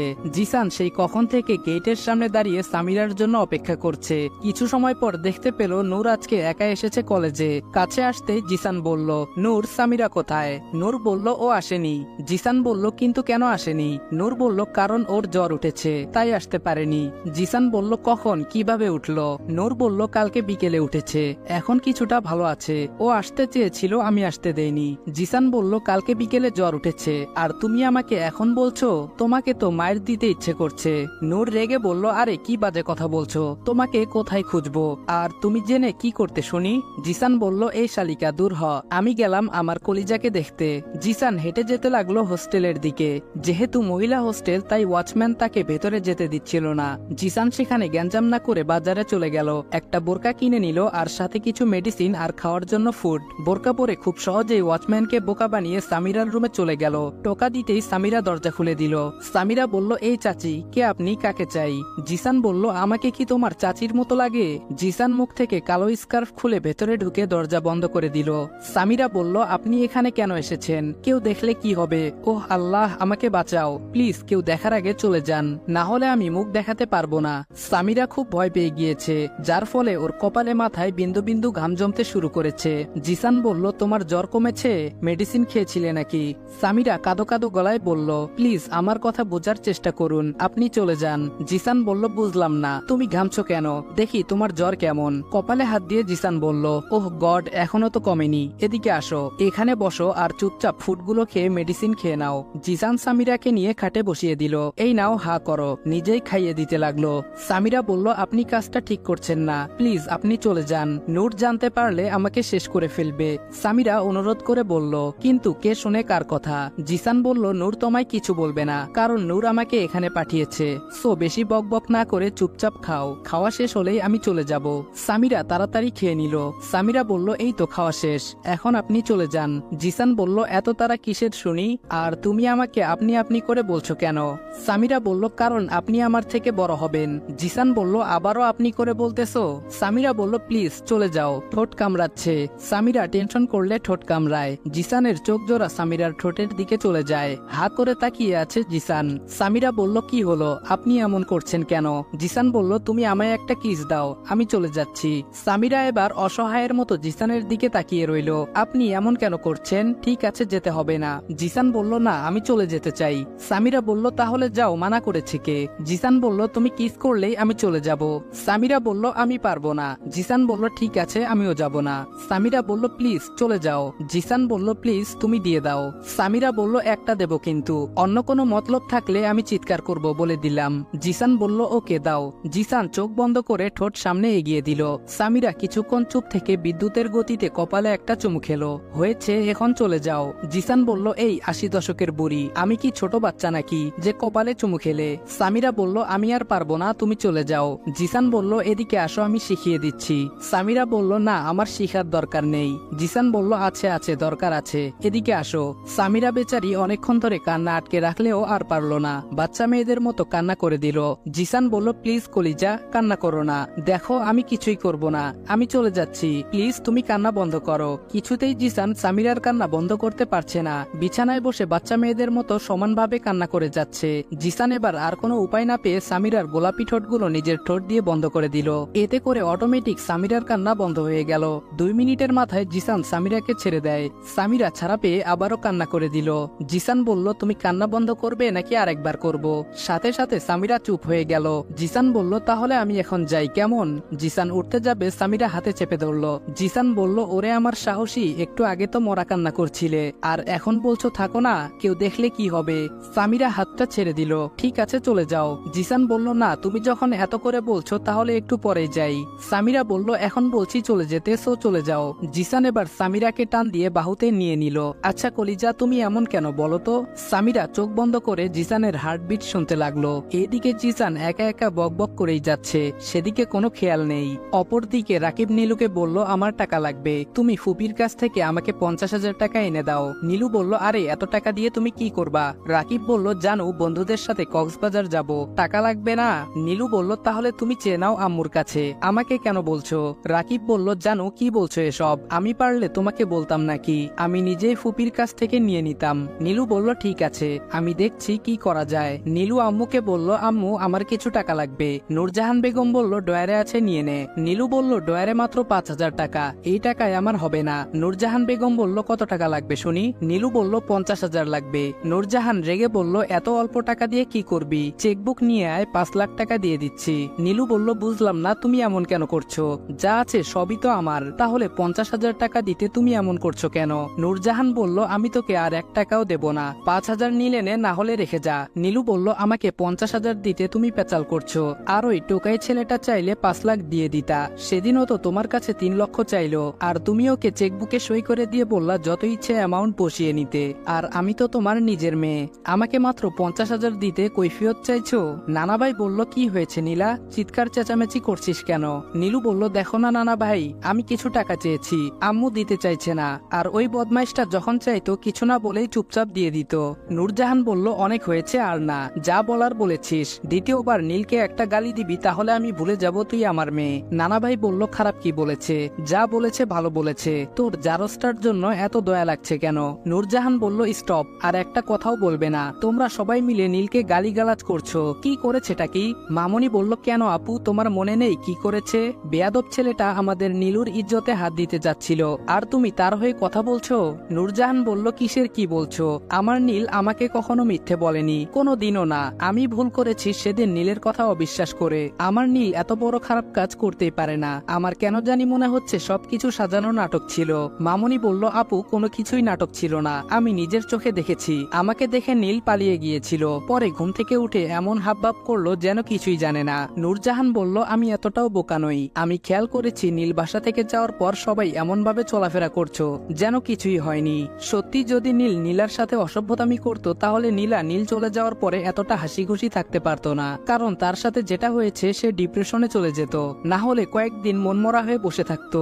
একটা মেয়ের সাথে যখন এরকম একটা ঘটনা ঘটে তখন একটা মেয়ে কোন পরিস্থিতিতে দিন কাটায় সেটা আমি খুব ভালো করেই জানি। আর এদিকে আমার মেয়ে নীল চলে যাওয়ার পরের দিন শপিং করতে গিয়ে সিনেমা দেখে, শপিং করে রাতে বাসায় ফিরেছে। এতে করে বোঝা যায় সবকিছু নাটক ছিল, শুধুমাত্র নীলকে বাসা থেকে বের করে দেওয়ার একটা ফাঁদ। আর এই নাটকে অভিনয়টা খুব ভালোই করেছিলে তোমরা, বিশেষ করে আমার ভাবি, তুমি তো ফাটিয়ে দিয়েছো, তোমার অভিনয়ের কোনো জবাব নেই। নানা ভাই বলল, নীলার মা তুই কি বলতে চাস? তাহলে নীলা আর বৌমা নাটক করছে? কিন্তু ওরা কেন এমনটা করবে শুনি? নীলার তো কলিজার ভাই ছিল, তাছাড়া বৌমাও কোনোদিন নীলকে অন্য চোখে দেখেনি, নিজের ছেলের থেকেও বেশি আদর করত। ওই নীল হারামজাদা একটা 2 পয়সার ছেলের জন্য তুই শুধু শুধু ভুল বুঝছিস বৌমাকে। নূরজাহান বলল, বাবা প্লিজ, আমি তোমায় শেষবারের মতো বলছি, নীলকে নিয়ে আর একটা বাজে কথা শুনতে চাই না। জানো তোমাদের একটা খারাপ দিক আছে, আর সেটা হলো কেউ যদি তোমাদের উপকার করে তোমরা খুব দ্রুত সেটা ভুলে যাও। নানা ভাই বলল, কি বলতে চাইছিস তুই? কে আমার কোন উপকার করলো আর আমি কার উপকারের কথা ভুলে গেলাম? নূরজাহান বলল, বাবা 2000 সালের কথা মনে আছে? সেই দিনের কথা যখন আইসিইউতে মৃত্যুপথের যাত্রী ছিলাম আমি। নূরজাহান বলল, বাবা মনে আছে সেই দিনের কথা যখন আইসিইউতে মৃত্যুপথের যাত্রী ছিলাম আমি? ঢাকা থেকে বেড়াতে এসেছিলাম, এসে আমি অসুস্থ হয়ে পড়ি। ডাক্তার বলেছিল আমার 2টা কিডনি খারাপ হয়ে গেছে, 1 সপ্তাহের ভেতর যে করেই হোক একটা কিডনি হলেও আমাকে দিতে হবে, না হলে আমাকে বাঁচানো সম্ভব নয়। সেদিন তুমি পাগল হয়ে গিয়েছিলে, এদিক সেদিক ছুটে বেরিয়েছিলে, কিন্তু কোথাও একটা কিডনিও পাওয়া যায়নি। অবশেষে পত্রিকায় বিজ্ঞাপন দিয়েছিলে একটা কিডনি দিতে পারলে তুমি 1 কোটি টাকা দিবে, তবুও কোথাও কিডনি পাওয়া যায়নি। সবাই যখন আমার বেঁচে থাকার আশা ছেড়ে দিয়েছিল, ঠিক 6 দিনের মাথায় কেউ একজন এসে একটা কিডনি দিয়ে আবার চলেও গেল, অথচ কেউ জানতে পারলো না কে দিয়েছে, আর কেউ জানার চেষ্টাও করনি। বাস আপনার মেয়ে বেঁচে গিয়েছে, এতেই হলো। নূরজাহান বেগম চোখের পানি ছেড়ে দিলেন। নানা ভাই বলল, তোর কিডনির সাথে এসবের সম্পর্ক কি? নূরজাহান বলল, কি সম্পর্ক সেটা তুমি জানো না, আর কোনোদিন জানবেও না। যদি আজকে না বলি তাহলে সেদিন সামিরা আমাকে কিডনি দিয়েছিল, এমনকি যখন ও মারা যাচ্ছিল, মারা যাওয়ার কিছুক্ষণ আগে ওর যে একটা কিডনি ছিল সেটাও আমার জন্য রেখে গিয়েছে। যে মানুষটা আমাকে মরে যাওয়া থেকে বাঁচিয়ে নতুন জীবন দান করলো, আমি তার জন্য সামান্য কিছু করতে পারবো না? তোমরা জানো না নীল কার ছেলে? নীল সেই মায়ের সন্তান যেই মা তোমার মেয়েকে আবার নতুন করে বাঁচিয়ে রেখেছিল, আমাকে নতুন জীবন দিয়েছিল। নীল সেই মায়ের সন্তান, আর তোমরা কিনা তাকে এত কষ্ট দিয়েছো। বাবা তোমরা বারবার বলো না ওই কি যেন জারজ, তোমরা সত্যিটা না জেনে কিভাবে পারো অন্য কাউকে এভাবে মিথ্যে অপবাদ দিতে? নীল কোনো জারজ সন্তান নয়, ওর বাবা আছে, আর ওর বাবা যে কেউ নয়, বাংলাদেশের সবচেয়ে বড় কোটিপতিদের একজন, মেঘনা গ্রুপের চেয়ারম্যান রায়হান মাহমুদের একমাত্র ছেলে জিসান মাহমুদ নীলের বাবা। ওর বাবা যদি জানতে পারে নীল এখনো বেঁচে আছে, তাহলে 24 ঘন্টার মধ্যে ওকে খুঁজে বের করে তাকে সাথে নিয়ে যাবে, যেটা আমি চাই না। নানা ভাই অবাক হয়ে বলল, কি বলছিস এসব? নীলু, রাকিব, মামনি কেউ কোনো কথা বলছে না, সবাই দাঁড়িয়ে চুপচাপ শুনছে। নূরজাহান বলল, আমি শুরুতেই ভুল করেছি সত্যটা গোপন রেখে, আমি আগে কখনো বলিনি, কারণ নীল শুনলে কষ্ট পাবে। 2000 সালের শুরুতে সরকারিভাবে স্কুল কলেজ সবই বন্ধ। নূরজাহান বাসায় আসবে, সকাল থেকে ব্যাগ গুছিয়ে রেখেছে, আর একটু পরেই বেরিয়ে যাবে। সামিরা বলল, আচ্ছা নূর, আমাকে তোর সাথে নিয়ে চল না, আমি এখানে একা একা কি করব শুনি? নূর বলল, কি করবি সেটা তুই জানিস না, চুটিয়ে প্রেম করবি জিসানের সাথে। সামিরা বলল, আরে কি বলছিস এসব, প্লিজ আমাকে নিয়ে চল তোর সাথে। নূরজাহান বলল, দেখ বোন, আমাকে জিসান ডাইরেক্ট না করে দিছে, তোকে যেন আমার সাথে না নিয়ে যাই। এই কয়েকদিন নাকি তোর সাথে পুরো শহর ঘুরবে, আমি তোকে নিয়ে গেলে আমাকে কেলাবে। সামিরা ভ্রু কুচকে বলল, জিসান এই কথা বলেছে? নূরজাহান বলল, হ্যাঁ অবশ্যই বলেছে, ও না বললে আমি তোকে সাথে নিয়ে যেতাম। আর শোন, তোর জন্য একটা গুড নিউজ আছে। সামিরা বলল, কি গুড নিউজ বল। নূর মুচকি হেসে বলল, আরে ধুর, আমি দেব নাকি, নিউজটা তো দুলাভাইয়ের মুখে শুনে নিবি। সামিরা বলল, আচ্ছা যা, বিদায় হ। নূরজাহান বলল, তোকে সাথে নিয়ে যাচ্ছি না দেখে এমন করছিস, প্লিজ জানো, রাগ করিস না, আমি তো আবার চলে আসবো, মাত্র 4 দিন থাকবো বাসায়। অতপর নূরকে টার্মিনাল অব্দি ছেড়ে দিল সামিরা। বিকেলে হোস্টেলের ছাদে দাঁড়িয়ে আছে সামিরা, আর আকাশে হালকা কুয়াশা জমেছে, সেদিকেই তাকিয়ে আছে। হঠাৎ করে ছাদে একটা ছোট পাথর এসে পড়লো, নিচ থেকে কেউ ছুঁড়ে মেরেছে হয়তো। দূর থেকে লক্ষ্য করলো পাথরে কাগজ মোড়ানো, কাছে গিয়ে কাগজটা খুলে দেখলো কিছু একটা লিখা, কলিজা আমি নিচে অপেক্ষা করছি, তুমি এক্ষুনি রেডি হয়ে চলে আসো, তোমাকে নিয়ে একটা জায়গায় যাব, ইতি তোমার বখাটে। সামিরা খুব ভালো করেই বুঝতে পারলো এটা জিসানের কাজ। চিঠিটা পাওয়া মাত্র তাড়াতাড়ি নিচের দিকে তাকালো, দেখে সে দাঁড়িয়ে আছে, একটা টি শার্ট আর একটা ছেঁড়া প্যান্ট প্যান্ট পরা। ইশারায় বলল 5 মিনিট দাঁড়াও, আমি আসছি। সামিরা রুমে গিয়ে রেডি হয়ে নিচে চলে আসলো। জিসান দাঁড়িয়ে আছে। জিসান বলল এই চলো তাড়াতাড়ি। জিসান আগে থেকে একটা রিক্সা দাঁড় করিয়ে রেখেছিল। জিসান সামিরার পাশে উঠে বসলো। সামিরা একবার জিসানের দিকে তাকিয়ে বলল বখাটে। জিসান বলল কি বললে? আমি বখাটে? সামিরা বলল কই, কে বলল? জিসান বলল কি মনে করো, আমি শুনতে পাইনি? সামিরা বলল আপনার মাথার চুলগুলো এভাবে এলোমেলো কেন? আর মনে হয় আপনার কাছে টাকা নেই, তাই ছেঁড়া প্যান্ট পরে এসেছেন। জিসান এবার ভ্রু কুচকে সামিরার দিকে তাকিয়ে রইল। সামিরা বলল আপনি এইভাবে বাংলা ছবির ভিলেনের মতো তাকিয়ে আছেন কেন? জিসান সামিরার হাত ধরে বলল তুমি একটু আগে কি বললা? আমার কাছে টাকা নেই, আমি ছেঁড়া প্যান্ট পরে এসেছি। আমাকে কিছু টাকা দাও, একটা প্যান্ট কিনবো, প্লিজ না করো না। সামিরা বলল এরকম ভিলেনের মতো না তাকিয়ে ডাইরেক্ট বলে দিলে কি হয়? আমি তো ভয় পেয়ে গিয়েছিলাম। আচ্ছা তোমাকে টাকা দেওয়া যাবে না, চলো তোমায় একটা প্যান্ট কিনে দেব। জিসান বলল ঠিক আছে মামা, মার্কেটে যাও তো। জিসান সামিরার দিকে তাকিয়ে আছে, আর সামিরা শহরে থাকা সব কয়টা গাড়ির দিকে তাকিয়ে তাকিয়ে দেখছে। কি অদ্ভুত মেয়েটা, রিলেশনের 2 বছর হয়ে গিয়েছে, এখনো আমাকে আপনি আপনি করে কথা বলে। কোনোদিন আমার বিষয় জানতে চায়নি, আর আমিও বলিনি। তবে নূর অনেকবার জিজ্ঞেস করেছিল আমার বাসা কোথায়, বাবা কি করেন, ভাই বোন কতজন। তখন তাকে শুধু বলেছিলাম বাবা একটা বেসরকারি চাকরি করেন, আর ভাই বোন বলতে আমি একা, আর কিছু জানতে চাইনি, আর আমিও আগ বাড়িয়ে কিছু বলিনি। সামিরা বলল আচ্ছা আপনি বলেছিলেন আমাকে কোথাও নিয়ে যাবেন, তা কোথায় নিয়ে যাবেন শুনি? জিসান বলল আগে চলো, গেলেই জানতে পারবে। রিক্সাওয়ালা বলল মামা নামেন, এসে পড়েছি। জিসান বলল শুনো মামা, এই নাও তুমি চা পানি খাও, আমরা একটু ভেতর থেকে আসছি। জিসান রিক্সাওয়ালার হাতে 50 টাকার নোট ধরিয়ে দিয়ে সোজা মার্কেটের ভেতরে ঢুকে পড়ল। জিসান বলল আচ্ছা কলিজা। সাথে সাথেই সামিরা ধমক দিয়ে বলল এই চুপ করেন, কি শুরু করলেন? এত লোকের ভিড়ে আপনি আমাকে কলিজা বলবেন না। জিসান বলল ওকে সরি, চলো মহারানী। জিসানের জন্য একটা টি শার্ট একটা প্যান্ট কিনলো, আমার জন্য একটা টি শার্ট আর একটা প্যান্ট কিনলো। প্রথমে আমি দিতে চেয়েছিলাম, পরে ভাবলাম না থাক না, প্রিয় মানুষটার দেওয়া কিছু। সামিরাকে নিয়ে সোজা আমার বাসায় চলে আসলাম। সামিরা দেখতে পেল বিশাল বড় একটা বাড়ি। সামিরা বলল এই আপনি এটা কার বাড়িতে আমাকে নিয়ে এসেছেন? জিসান বলল আমার এক ফ্রেন্ডের বাড়ি এটা, ওনারা তোমাকে দেখতে চেয়েছিলেন তাই নিয়ে আসলাম তোমাকে। সামিরা বলল দেখুন আমি কারো বাসায় যাব না, আমাকে হোস্টেলে দিয়ে আসেন। জিসান বলল আরে পাগল নাকি, চলো আমার সাথে। হাত ধরে নিয়ে গেল। ভেতরে সোফায় বসে আছেন আমার ছোট ফুপু। আমাকে আর সামিরাকে দেখে কাছে আসলেন। জিসান বলল ফুপু আম্মু কোথায়? ফুফু বলল তোর আম্মু উপরে। তার আগে এটা বল মেয়েটাকে। জিসান বলল তোমার বৌমা। সামিরা চোখ বড় বড় করে তাকিয়ে আছে জিসানের দিকে, তার ফুফু হা করে তাকিয়ে আছেন সামিরার দিকে। সামিরার বুঝতে বাকি রইল না এটা জিসানের ফ্রেন্ডের নয় বরং তারই বাসা। জিসান বলল সামিরা চলো। জিসানের মায়ের রুমে গিয়ে সামিরাকে বলল যাও সালাম করো, ইনি আমার আম্মু। সামিরা পা ছুঁয়ে সালাম করে নিল। জিসানের মা বলল আরে উঠো মা, এ কি করছো? সামিরা চুপচাপ দাঁড়িয়ে আছে। এই মুহূর্তে তার কি করা উচিত সে নিজেই জানে না। মনে মনে জিসানের উপর অনেক রাগ জমতে শুরু করলো। বলা নেই হঠাৎ করে এমন একটা পরিস্থিতির মুখে দাঁড় করিয়ে দিল। জিসান বলল আম্মু এখনো বললে না তোমার বৌমা কেমন? জিসানের মা বলল মাশাল্লাহ অনেক সুন্দর। তোমার নাম কি মা? সামিরা বলল জি আন্টি আমার নাম সামিরা। জিসানের আম্মু বলল জিসান তুই সামিরাকে নিয়ে তোর রুমে যা, আমি আসছি। জিসান সামিরাকে নিয়ে রুমে চলে আসে। জিসান গিয়ে খাটের উপরে বসে পড়ে। সামিরা দরজার পাশে দাঁড়িয়ে চোখ ছোট ছোট করে তাকিয়ে আছে জিসানের দিকে। জিসান বলল কি হলো কলিজা, এদিকে আসো, ওখানে দাঁড়িয়ে আছো কেন? সামিরা বলল জানেন কাউকে মিথ্যা বলার পরিণাম কি হতে পারে? আপনি এত মিথ্যাবাদী কেন? জিসান অবাক হয়ে বলল আজীব তো, আমি আবার কখন তোমাকে মিথ্যে বললাম? সামিরা বলল আপনার বাবা একটা বেসরকারি চাকরি করেন, আপনার ফ্যামিলিতে কেউ নেই, শুধু আপনি আর আপনার আব্বু আম্মু। এটা মিথ্যে নয়? কই এখানে আসার পর তো আমার একবারও মনে হয়নি আপনার বাবা একটা বেসরকারি চাকরি করেন। আমি তো দেখলাম আপনার ফুপু আছে, চাচা চাচি আর একটা ছোট বোনও আছে। এগুলো কি তাহলে কারো কাছ থেকে কিনে এনেছেন? জিসান বলল ওহ মাই গড, তুমিও না? এইগুলো তো আমি নূরজাহানকে বলেছি, তোমাকে তো বলিনি, আর তুমি তো কোনোদিন জিজ্ঞেসও করনি, তাহলে তোমাকে আমি মিথ্যে কখন বললাম? সামিরা বলল আরে এটা তো একই কথা, আমাকে বলা আর নূরকে বলা একই। জিসান বলল কলিজা এসব বাদ দাও, এক্ষুনি আম্মু আসবেন, সো চুপচাপ বসে থাকো, এদিকে আসো। সামিরা জিসানের কথা অনুযায়ী তার পাশে গিয়ে বসে থাকে। সামিরা বলল আচ্ছা আপনার আব্বু আম্মুর আমাকে পছন্দ হবে তো? জিসান বলল হবে মানে 100% হবে, আমার ফ্যামিলির সবাই আমাকে অনেক ভালোবাসে, আমি যা বলবো তাই হবে।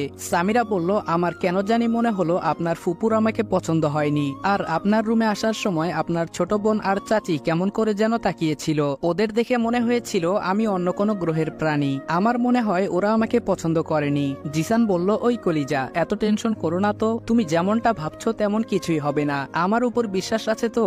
জিসান সামিরার হাতের উপরে হাত রেখে কথাটা বলল। একটু পর বাসার সবাই একসাথে জিসানের রুমে আসলেন। এতক্ষণে জিসান সামিরার হাতটা ধরে রেখেছিল। সামিরা নিজে থেকে জিসানের হাতটা ছাড়িয়ে নিতে চাইলে জিসান আরো শক্ত করে ধরে রাখলো। জিসানের বোন বলল, আচ্ছা ভাবি, ভাইয়াকে তুমি নাকি বখাটে বলে ডাকো? সেম তোমার মতো আমিও ডাকি। চাচি বলল, এই আভা, ফাইজলামু পরে হবে। আম্মু বলল, আচ্ছা মা, তোমার আব্বু আম্মু কেমন আছেন? সামিরা বলল, জি মানে। সামিরা একদম নার্ভাস হয়ে গিয়েছে, কি বলবে। জিসান বলল, আম্মু, ওর আব্বু আম্মু কেউ নেই। জিসানের আম্মু বলল, স্টুপিড, তুই আগে বলতে পারলি না? সামিরা, মন খারাপ করিস না মা, আমি জানতাম না, গাধাটা আমায় বলেনি। সামিরা বলল, না ঠিক আছে, সেদিন অনেক কথা হয়েছে। খুব সহজেই সবাই সামিরাকে আপন করে নিয়েছিল। কয়েক ঘন্টার জন্য সামিরা ভুলেই গিয়েছিল সে অনাথ, তার কেউ নেই। তখন মনে হয়েছিল তার সবই আছে। এই কয়েক ঘন্টা তার চেয়ে সুখী এই পৃথিবীতে আর কেউ নেই। রাতে সবাই বসে আড্ডা দিচ্ছি, আমি, ফুপু আর আভা, সামিরা। তখনই আম্মু এসে বললেন, আব্বু অফিস থেকে আসার সময় হয়ে গিয়েছে, সামিরাকে নিয়ে দিয়ে আসতে। আমি আম্মুর কথা অনুযায়ী সামিরাকে নিয়ে বেরিয়ে পড়লাম। জিসান বলল, কি ব্যাপার, তা বিয়ে কবে করব শুনি? সামিরা বলল, বিয়ে মানে? আমিও সব বিয়ে টিয়ে এখন করতে পারবো না, আগে আমার পড়াশোনা শেষ হবে তারপর। জিসান বলল, কিন্তু আম্মু তো বললেন যত দ্রুত সম্ভব আমাদের বিয়ের কাজটা সেরে ফেলতে। সামিরা বলল, আচ্ছা ভেবে দেখব। সামিরাও চাইছিল বিয়েটা হয়ে যাক। জিসানের পরিবার একদিনে যতটা ভালোবাসা দিয়েছে সেই ভালোবাসা সারাটা জীবন পেতে চায়। এই কয়েকদিন এভাবেই চলে যায়, জিসানের সাথে ঘোরাঘুরি, ওর বাসায় যাওয়া, আবার ওর বাবা আর চাচা অফিস থেকে আসার আগেই চলে আসা, এরকমই 5 দিন চলে যায়। এদিকে সামিরা নূরের আসার অপেক্ষা করছে। নূরের সাথে সবকিছু শেয়ার করতে হবে, না হলে ওর ভেতরে হজম হবে না। কিন্তু 5 দিন গিয়ে আজকে 10 দিন হয়ে গেল, এখনো আসার খবর নেই। তখন মোবাইলেরও যুগ ছিল না, থাকলেও খুব কম মানুষের হাতে মোবাইল ফোন ছিল।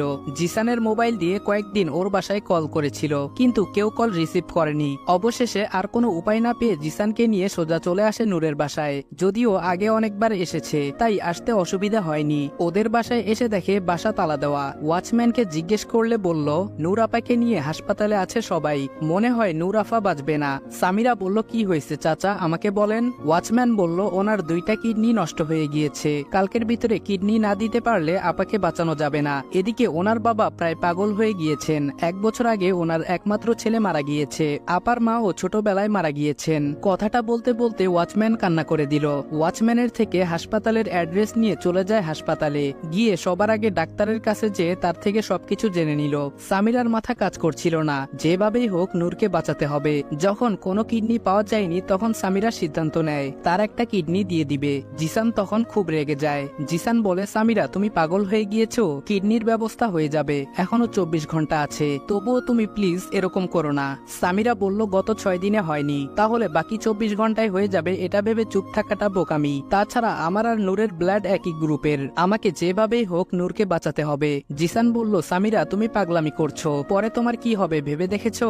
সামিরা বলল, হ্যাঁ আমি পাগলামি করছি, আমার যা হবার হবে, আমার চোখের সামনে আমার বোনটা মারা যাবে আর আমি তা চেয়ে চেয়ে দেখবো? জিসান বলল, ও তোমার জাস্ট বান্ধবী ছিল, বোন না।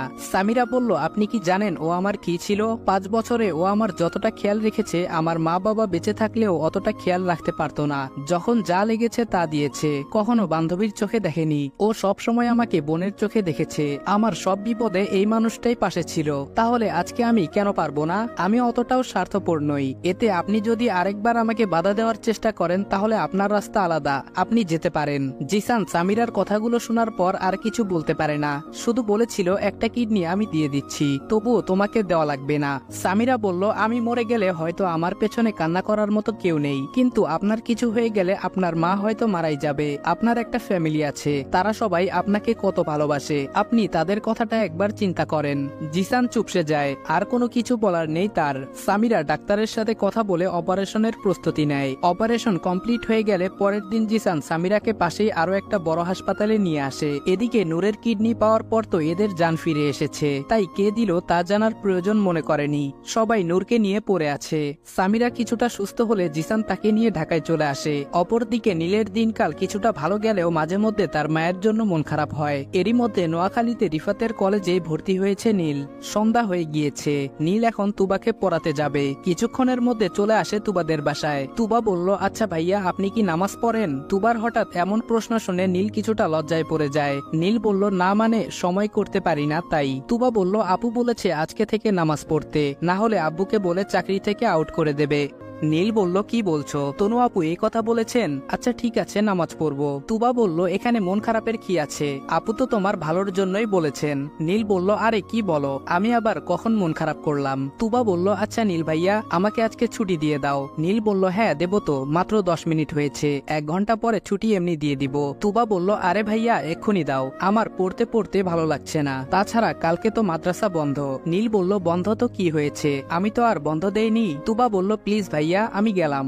দৌড়ে চলে গেল অন্য রুমে। আমি অপেক্ষা করতে লাগলাম, 5 মিনিট পর আবার আসলো। তুবা বলল এ কি নীল ভাইয়া, তুমি এখনো যাওনি? প্লিজ চলে যাও, আম্মু যদি দেখে তুমি এখনো বসে আছো তাহলে আমাকে আবার পড়তে বসতে হবে। আর হ্যাঁ কালকে বিকেলে চলে আসবা, আমরা শপিং করতে যাব। পরের দিন সময় মতো পৌঁছে গেলাম ওদের বাসায়। তনু, তুবা, ওর আম্মু আর তনুর মামাতো ভাই শাওন। শাওন বাইক নিয়ে যাচ্ছে। গাড়িতে ওঠার পর তুবা আমার ফোনটা নিয়ে গেল, পাশে বসে গেমস খেলতে শুরু করলো। তনু আর ওর মা পেছনে বসে আছেন। তুবা বলল নীল ভাইয়া কে যেন বারবার হোয়াটসঅ্যাপে মেসেজ করছে, নিশিতা নামের একটা মেয়ে। নীল বলল আমি তো গাড়ি চালাচ্ছি, ব্লক করে দাও। তুবা বলল এই মেয়েটা কে ভাইয়া? তনু বলল তুবা বেশি হয়ে যাচ্ছে, তুই ওনার পার্সোনাল বিষয় জেনে কি করবি? তুবা বলল আম্মু আপু আমাকে ধমকাচ্ছে কেন, আমি তো ওনার ছোট বোনের মতো, আমি কি জানতে পারি না? তনু বলল আবার মুখে মুখে কথা বলে। আন্টি বলল তোরা দুইজন কি শুরু করলি, চুপ কর। কিছুক্ষণ পরে শপিং মলের বাহিরে গাড়ি পার্কিং করে। নীল বসে আছে গাড়িতে, ওনারা সবাই মিলে শপিং করছে। মেয়েদেরকে নিয়ে শপিং করা আর সমুদ্র থেকে মুক্তা খুঁজে বের করা একই কথা। 3টার দিকে এসেছিল, রাত 9টা বাজে, এখনো নীল গাড়িতে বসে আছে। ওদের আসার নামগন্ধও নেই। অবশেষে 9টা 35 মিনিটে বেরিয়ে আসলেন। বেচারা শাওন হাতের মধ্যে অনেকগুলো ব্যাগ নিয়ে আসছে, দেখে মনে হচ্ছে হোঁচট খেয়ে পড়ে যাবে। আমি গিয়ে হেল্প করলাম, সবকিছু গাড়িতে তুলে শাওন বাইক নিয়ে চলে গেল। আমরাও বাসার উদ্দেশ্যে রওনা হলাম। তুবা বলল নীল ভাইয়া তুমি কিছু খেয়েছিলে নাকি না খেয়ে আছো? আমি বললাম আরে হ্যাঁ খেয়েছি তো, আসার সময় মানিব্যাগ নিয়ে আসতে ভুলে গিয়েছিলাম, এখন মিথ্যে বলতে হচ্ছে, যদিও আমি কিছু খাইনি। আন্টি বলল তাহলে ভালো, আমি শাওনকে বলেছিলাম তোমাকে ডেকে নিয়ে আসতে, আমাদের সাথে কিছু খেয়ে নিতে, কিন্তু শাওন বলল তুমি নাকি খেয়ে নিয়েছো। পেছন থেকে তনু লুকিং গ্লাসের দিকে তাকিয়ে নীলকে দেখছে। জান্নাতুল ফেরদৌসি তনু, যে মানুষটা বিয়ের আগে প্রেম ভালোবাসায় বিশ্বাসী ছিল না, সেই মেয়েটাও বিয়ের আগেই প্রেমে পড়েছে। মনে মনে ঠিক করেছিল বিয়ের আগে এসব প্রেম ভালোবাসায় জড়াবে না, এবং রিলেশনে থাকা লোকদেরকে খুব ঘৃণা করত সে। তার মামাতো ভাই শাওন তাকে বেশ কয়েকবার প্রপোজ করেছিল, ডাইরেক্ট বাবার কাছে বলে দিয়েছিল। তনু কোনোদিন ভাবেনি সেও প্রেমে পড়বে। নীলের দিকে তাকাচ্ছে আর মুচকি হাসছে। কিছুক্ষণ পর বাসার সামনে এসে গাড়ি দাঁড়ালো। আন্টি আগে আগেই বাসায় চলে গিয়েছেন। যাওয়ার সময় আন্টি বললেন তুবা তোর নীল ভাইয়াকে সবুজ ব্যাগটা দিয়ে আসিস, নীলের জন্য একটা শার্ট, একটা প্যান্ট আর 2টা টি-শার্ট কিনেছেন। তুবা তুই যা, এইগুলো ভেতরে রেখে আয়। তুবা চলে গেলে নীল তখন ড্রাইভিং সিটে বসে আছে। নীলের দিকে একটা ব্যাগ এগিয়ে দিল।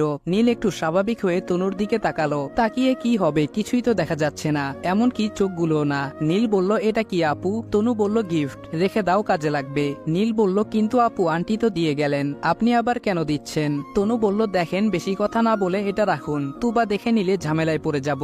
এটা বলেই ব্যাগটা কোলের উপরে রেখে দিল। জিসান সামিরাকে নিয়ে ঢাকায় চলে আসে। বেশ কিছুদিন পর নূর আবার ঢাকায় আসলো। রুমে ঢোকার সাথে সাথেই সামিরা বলল কে আপনি, কাকে চাই? নূরজাহান বলল কেমন আছিস? সামিরা বলল সরি আপু, আপনি কি আমাকে চেনেন? নূরজাহান বলল এবার কিন্তু মায়ের দেব। নূরজাহান বুঝতে পারলো সামিরা রেগে আছে। সামিরা বলল কেন মায়ের দিবি শুনি? মায়ের তো আমি দিব তোকে, 4 দিনের কথা বলে গিয়েছিলি, আর আজকে 1 মাস 23 দিন পর তুই ফিরে আসলি, তাহলে না আসলেই পারতি। নূরজাহান বলল সরি দোস্ত, অনেক বড় ঝামেলা হয়ে গিয়েছিল, তাই এতদিন আসতে পারিনি, কিন্তু এখন তো এসে গিয়েছি। সামিরা বলল আচ্ছা তুই রেস্ট নে, বিকেলে কথা হবে, আমারও খুব অশান্তি লাগছে। নূরজাহান ফ্রেশ হয়ে আসলে সামিরা ফ্রেশ হতে চলে গেল। নূর বাহিরে এসে দেখলো কার ফোনে যেন কল এসেছে, কিন্তু সামিরা তো ফোন ব্যবহার করে না, আর নূরও করে না, তাহলে রুমে ফোন কোথা থেকে আসলো? কিন্তু ফোনটা কোথায়? শুধু আওয়াজ আসছে। পড়ার টেবিলের ড্রয়ার খুলে দেখলো একটা নোকিয়া ফোন, আর ফোন অন্য কেউ দেয়নি, জিসানের নামে নম্বর সেভ করা, তার মানে জিসান কল দিয়েছে। নূর কল রিসিভ করে কোনো কথা না বলে চুপ করে রইল। জিসান বলল হ্যালো সামিরা, তোমাকে বলেছিলাম না আজকে বাইরে যাব, আমি একটু পরেই তোমার বাসার নিচে আসছি, তুমি রেডি হও। নূরজাহান বলল হুম। জিসান বলল কি হলো, কথা বলছো না কেন, শুধু হু হু করছো যে? নূর হুম বলেই ফোনটা কেটে দিল। জিসানও আর কল দিল না। সামিরা বলল কিরে তুই এখানে দাঁড়িয়ে কি করছিস? নূরজাহান বলল না দেখছি, ফোনটা কত সুন্দর তাই না? সামিরা বলল আরে হ্যাঁ উনি দিয়েছেন কথা বলার জন্য। নূর বলল গুড, তার মানে তোদের প্রেম কাহিনী অনেক দূর এগিয়ে গিয়েছে তাই তো? সামিরা বলল আরে কি বলছিস এসব, রাখতো। নূর ফাইজলামির ছলে বলল তা তোমার উনি ফোন করে বলেছেন তোমাকে রেডি হতে, উনি আসছেন তোমাকে নিতে। সামিরা বলল বলল হুম আমি তো রেডি, উনি বলেছেন আজকে আমাকে নিয়ে কোথাও ঘুরতে যাবে। নূর বলল তা বিয়ে করছিস কবে শুনি? সামিরা বলল ওনার ফ্যামিলির সবাই রাজি, কিন্তু ওনার আব্বু আর চাচু রাজি নয়। নূর বলল ওদের বাসায় গিয়েছিলি? জিসান সামিরার বাসার নিচে এসে কল দিয়ে বলল নিচে আসতে। নূর আর সামিরা একসাথে নিচে আসলো। জিসান নূরকে দেখে একটা হাসি দিল। শালিকা তুমি?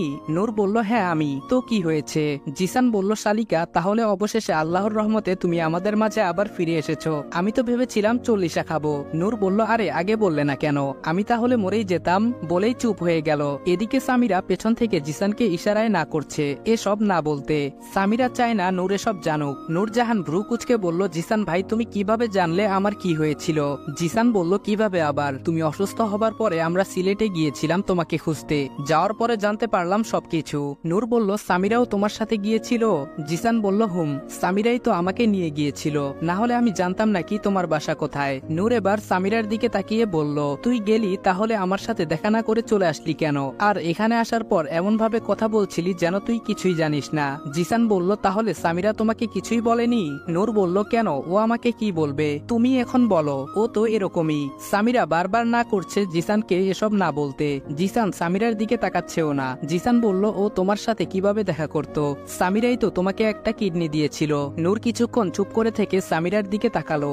সামিরা মুচকি হাসি দিল। তার আগেই নূর খুব শক্ত করে জড়িয়ে ধরল সামিরাকে। নূর বলল জানি না কোন ভালো কাজ করেছিলাম যার জন্য আল্লাহ আমাকে তোর মতো একটা বোন দিলেন। নূর কান্না করে দিল। সামিরা বলল এই মায়ের দিব বলে দিলাম, একদম কাঁদবি না, চুপ। তবুও নূর কেঁদে যাচ্ছে।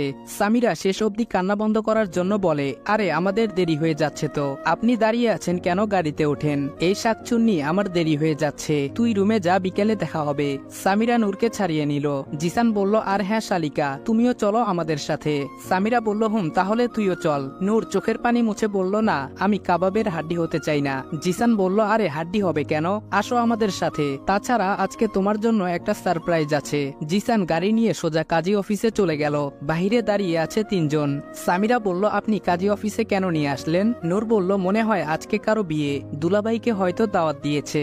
জিসান বলল দেখো সামিরা তুমি তো জানো আমার ফ্যামিলির সবাই রাজি থাকলেও আমার আব্বু আর চাচু রাজি নয়। তারা চান তাদের বিজনেস পার্টনার কামরুল সাহেবের মেয়ের সাথে আমার বিয়ে দিতে, এতে করে আমাদের কোম্পানি অনেক লাভবান হবে। তারা কিছুতেই এই বিয়েতে রাজি হবে না। আর এদিকে কামরুল সাহেবের মেয়ে আমাকে পছন্দ করে, মেয়েটা খুব জেদি, পরে কি থেকে কি হয়ে যাবে, কিন্তু আমি তোমাকে হারাতে চাই না, চলো আমরা বিয়ে করে ফেলি। সামিরা বলল এটা আপনি কি বলছেন, ফ্যামিলি ছাড়া আমি কিছুতেই বিয়ে করতে পারবো না, আপনার আব্বু রাজি নয়, উনাকে আগে রাজি করান তারপরে বিয়ে করব আমরা যদি এখন এইভাবে কাউকে না জানিয়ে বিয়ে করে নেই তাহলে পরে কেউ মেনে নিবে না। আর আপনার আম্মু উনি তো আমাকে বলেছিলেন আঙ্কেলকে রাজি করাবেন, তাহলে আপনার এত তারা কিসের? নূর বলল হ্যাঁ ভাই এরকম কাউকে না জানিয়ে বিয়ে করা ঠিক হবে না। জিসান বলল দেখো নূর তুমি আর তোমার বান্ধবী জানো না আমার ফ্যামিলির সম্পর্কে, তাই এমন বলছো। আমরা একবার বিয়ে করে নিলে সবাই মেনে নিবে, না হলে যে কোনো মুহূর্তে আমাকে জোর করে হলেও ওই মেয়েটার সাথে বিয়ে দিয়ে দিবে, তখন আমি চাইলেও কিছু করতে পারবো না। সামিরা নূরের দিকে তাকিয়ে ইশারায় বলল কি করব এখন? নূরও বলল বিয়ে করে নে। জিসান ভাই ভালোর জন্যই বলছে। বিয়ে করে বিকেলে বাসায় ফিরে জিসান। বাসার সবাই প্রথমে মন খারাপ করলেও পরে সবাই মেনে নিয়েছে, কিন্তু আব্বু আর চাচু এখনো অফিসে, উনারা জানতে পারলে কি হবে এটা ভেবে টেনশনে আছে জিসান। সন্ধ্যার পরে জানতে পারলো কামরুল সাহেবের মেয়ে রুহি হাতের শিরা কেটে হাসপাতালে ভর্তি আছে। রাতে জিসানের বাবা আর চাচা বাসায় আসলেন। ওরা ডাইরেক্ট বলে দিলেন সামিরাকে ডিভোর্স দিতে আর রুহিকে বিয়ে করার জন্য। এতে জিসান মানা করলে তাকে বাসা থেকে বের করে দেওয়া হয়। জিসানের অ্যাকাউন্টে যথেষ্ট টাকা ছিল, তা দিয়ে 10 বছর আরামসে চলে যাবে, তাই এত টেনশন না করে সামিরাকে নিয়ে চলে আসে। আর্জেন্ট একটা বাসা খুঁজে বের করে, সামিরাকে নূরের কাছে রেখে আসে। বাসা ম্যানেজ হয়ে গেলে যা যা লাগে সবকিছু কিনে নিয়ে আসে। 2 দিনের ভেতরে বাসাটা সুন্দর করে সাজিয়ে নেয়। এত কিছু একা করতে পারতো না যদি রাহুল না থাকতো। পরে সামিরাকে নিয়ে আসে ওর বাসায়। আজকে তাদের বাসর রাত। জিসানকে আজ খুব হাসি খুশি লাগছে।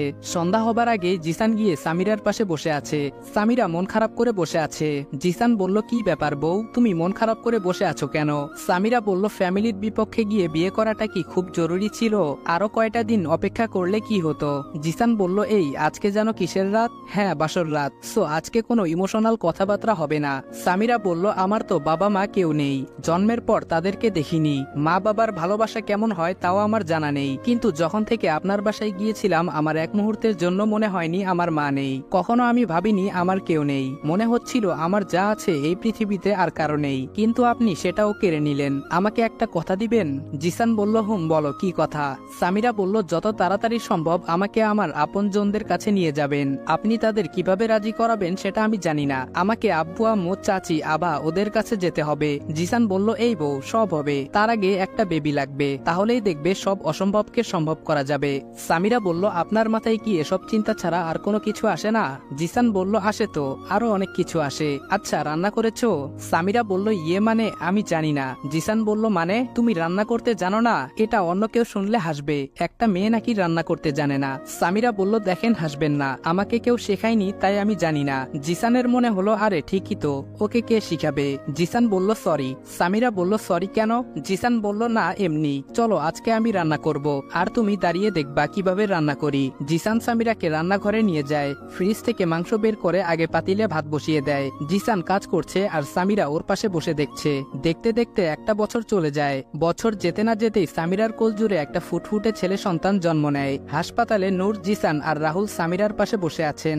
সামিরা চোখ খুলে জানতে চাইলো আব্বু আম্মু এসেছেন কিনা। জিসান উত্তরে না বলে দিল, খবর দিয়েছিলাম কেউ আসেনি, আব্বু কাউকে আসতে দেয়নি। এদিকে কামরুল সাহেবের মেয়ে ছেসরার মতো এখনো বিয়ে করতে চায় জিসানকে। বিয়ের পরে অনেকবার তার চাচু তাকে বলেছিলেন সামিরাকে ডিভোর্স দিয়ে বাসায় চলে আসতে, জিসান বরাবরই না করে দিয়েছিল। জিসান ভেবেছিল কেউ তার ছেলেকে দেখতে আসবে না, কিন্তু বিকেলে সব ভুল ভেঙে দিয়ে ওর চাচা সবাইকে নিয়ে এসেছেন, কিন্তু ওর বাবা আসেনি। আস্তে আস্তে সবকিছু আগের মতো হয়ে যায়। জিসান ভাবতেই পারেনি সবাই এত তাড়াতাড়ি সবকিছু মেনে নিবে, কিন্তু তাদের মনে কি ছিল সেটা জিসান বুঝতে খুব বেশি দেরি করে ফেলে। অবশেষে তার বাবাও জিসানকে ক্ষমা করে দেয়। এখন থেকে জিসানের বাবার সবকিছু তাকে বুঝিয়ে দিয়ে বাসায় রেস্ট নিচ্ছেন। জিসান আজকাল খুব বিজি থাকে, সকালে অফিসে যায় আর রাতে ফিরে আসে। অন্যদিকে নূর তো সবসময় জিসানের বাসায় সামিরার ছেলেকে নিয়ে পড়ে থাকে। ও হ্যাঁ, তার নাম রাখা হয়েছে অব্র মাহমুদ নীল। নীলের বয়স আজকে 5 মাস পূর্ণ হলো। এদিকে সবকিছু প্ল্যান অনুযায়ী হচ্ছিল। একদিন হঠাৎ করেই জিসানকে পাঠিয়ে দেওয়া হয় অস্ট্রেলিয়া। তার বাবা চাচা আর কামরুল সাহেব ছিলেন সময়ের অপেক্ষায়। বাসায় কিছু করা যাবে না, তাই নূরকে দিয়ে শপিং করার নাম করে তার চাচা পাঠিয়ে দেয় সামিরাকে, যাও মা, আমার দাদা ভাইয়ের জন্য কিছু জামা কাপড় আর তোমার জন্য কিছু কিনে নিও। খুব চালাকির সাথে ড্রাইভারকে দিয়ে পাঠিয়ে দিল, সাথে নূরও ছিল।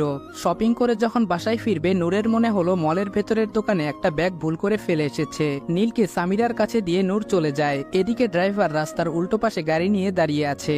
সামিরা বারবার ইশারায় বলছে গাড়ি নিয়ে আসতে, কিন্তু ড্রাইভার কিছুতেই শুনছে না। অবশেষে সামিরা রোড ক্রস করতে পা বাড়ায়। রাস্তার মাঝামাঝি চলে গেলে হুট করে একটা কার এসে সামিরাকে রাস্তার বাইরে ফেলে দেয়। তবুও সামিরা নীলকে হাত থেকে ছাড়েনি, বুকে আগলে রেখেছে। তখনই নূর বাহিরে আসে। দৌড়ে সামিরার কাছে আসার আগেই গাড়ি থেকে একটা লোক নেমে নীলকে নিয়ে যায়। যাওয়ার সময় সামিরার বুকে 2টা গুলি করে যায়। আশেপাশে থাকা লোকজন জড়ো হতে লাগলো। নূর সামিরার পাশে যেতেই সামিরা বলল, নূর, আমার নীল, আমার ছেলেকে বাঁচা, বলেই চোখ 2টা বন্ধ করে দিল। এতক্ষণে লোকজন মিলে সামিরাকে হাসপাতালে নিয়ে যায়। গাড়ি ফেলে ড্রাইভার পালিয়ে গেছে। নূর সেই গাড়ি নিয়ে বেরিয়ে যায়, কিন্তু যেই গাড়িটা নীলকে নিয়ে গিয়েছিল সেটাকে দেখা যাচ্ছে না। যত স্পিড ছিল সব ছেড়ে দিয়েছে। হঠাৎ কিছুটা আন্দাজ করতে পারে এই তো একটা গাড়ি পাগলের মতো যাচ্ছে। এতক্ষণ মদনপুর জ্যামে আটকে ছিল, এখন নূরও আটকে আছে। 2 মিনিটের মাথায় জ্যাম থেকে ছাড়া পেলে আবারও চলতে লাগলো, কিন্তু এখন আর কিছু দেখা যাচ্ছে না। নূরের চোখগুলো ভিজে উঠেছে, বারবার চোখ মুছে যাচ্ছে।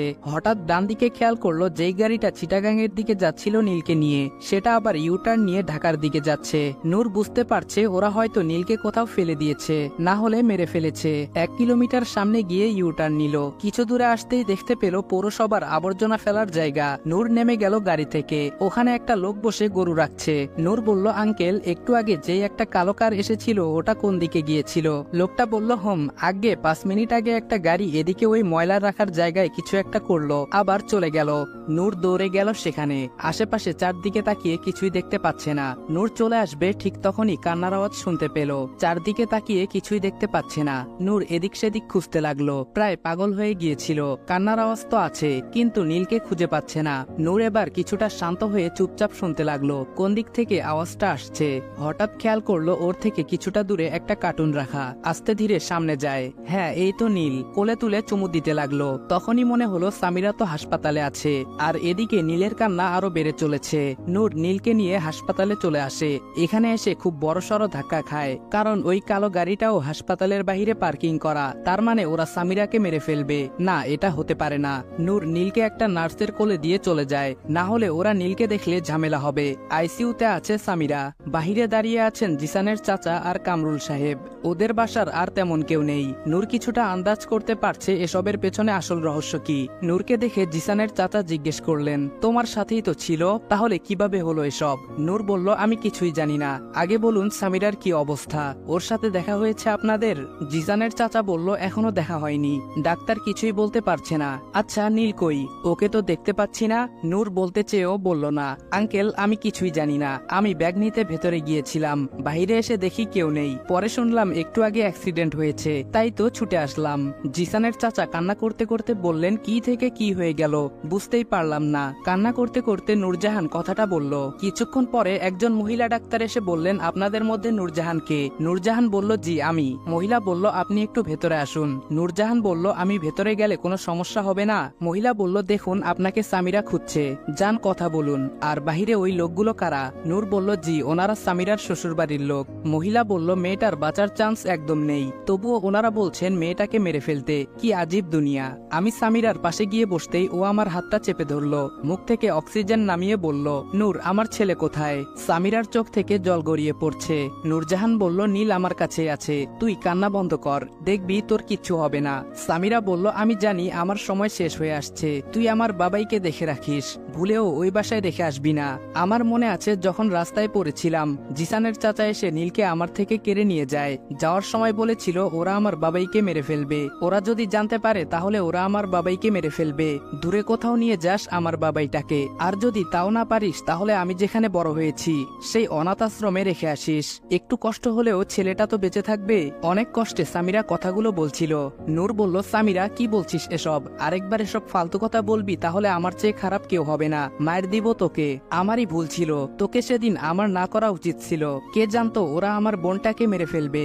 সামিরা বলল, দেখে রাখিস তোর ছেলেটাকে, আমি মা বাবা ছাড়া বড় হয়েছি, কখনো মায়ের ভালোবাসা বাবার স্নেহ পাইনি, কোনোদিন তাকে বুঝতে দিবি না ওর মায়ের অভাব, আজ থেকে ছেলেটাকে তোকে দিয়ে দিলাম। আর কিছু বলার আগে চোখগুলো খোলা রেখে ওপারে চলে গেল সামিরা। নূর বলল, এই সামিরা কথা বল, ড্যাব ড্যাব করে তাকিয়ে আছিস কেন? প্লিজ দোস্ত কথা বল, দেখ তোর চুপ থাকাটা আমার কাছে একদম ভালো লাগছে না, প্লিজ সামিরা কথা বল। নূর কান্নায় ভেঙে পড়েছে। এদিকে নূরের চেঁচামেচি শুনে জিসানের চাচা আর ওই লোকটা ভেতরে এসে মিথ্যে চোখের জল ফেলে নূরকে সান্ত্বনা দিচ্ছে। কিছুক্ষণের মধ্যে সামিরাকে নিয়ে যাওয়া হলো জিসানের বাসার সামনে। জিসান দেশে নেই, তবে খবর পেয়ে গেছে।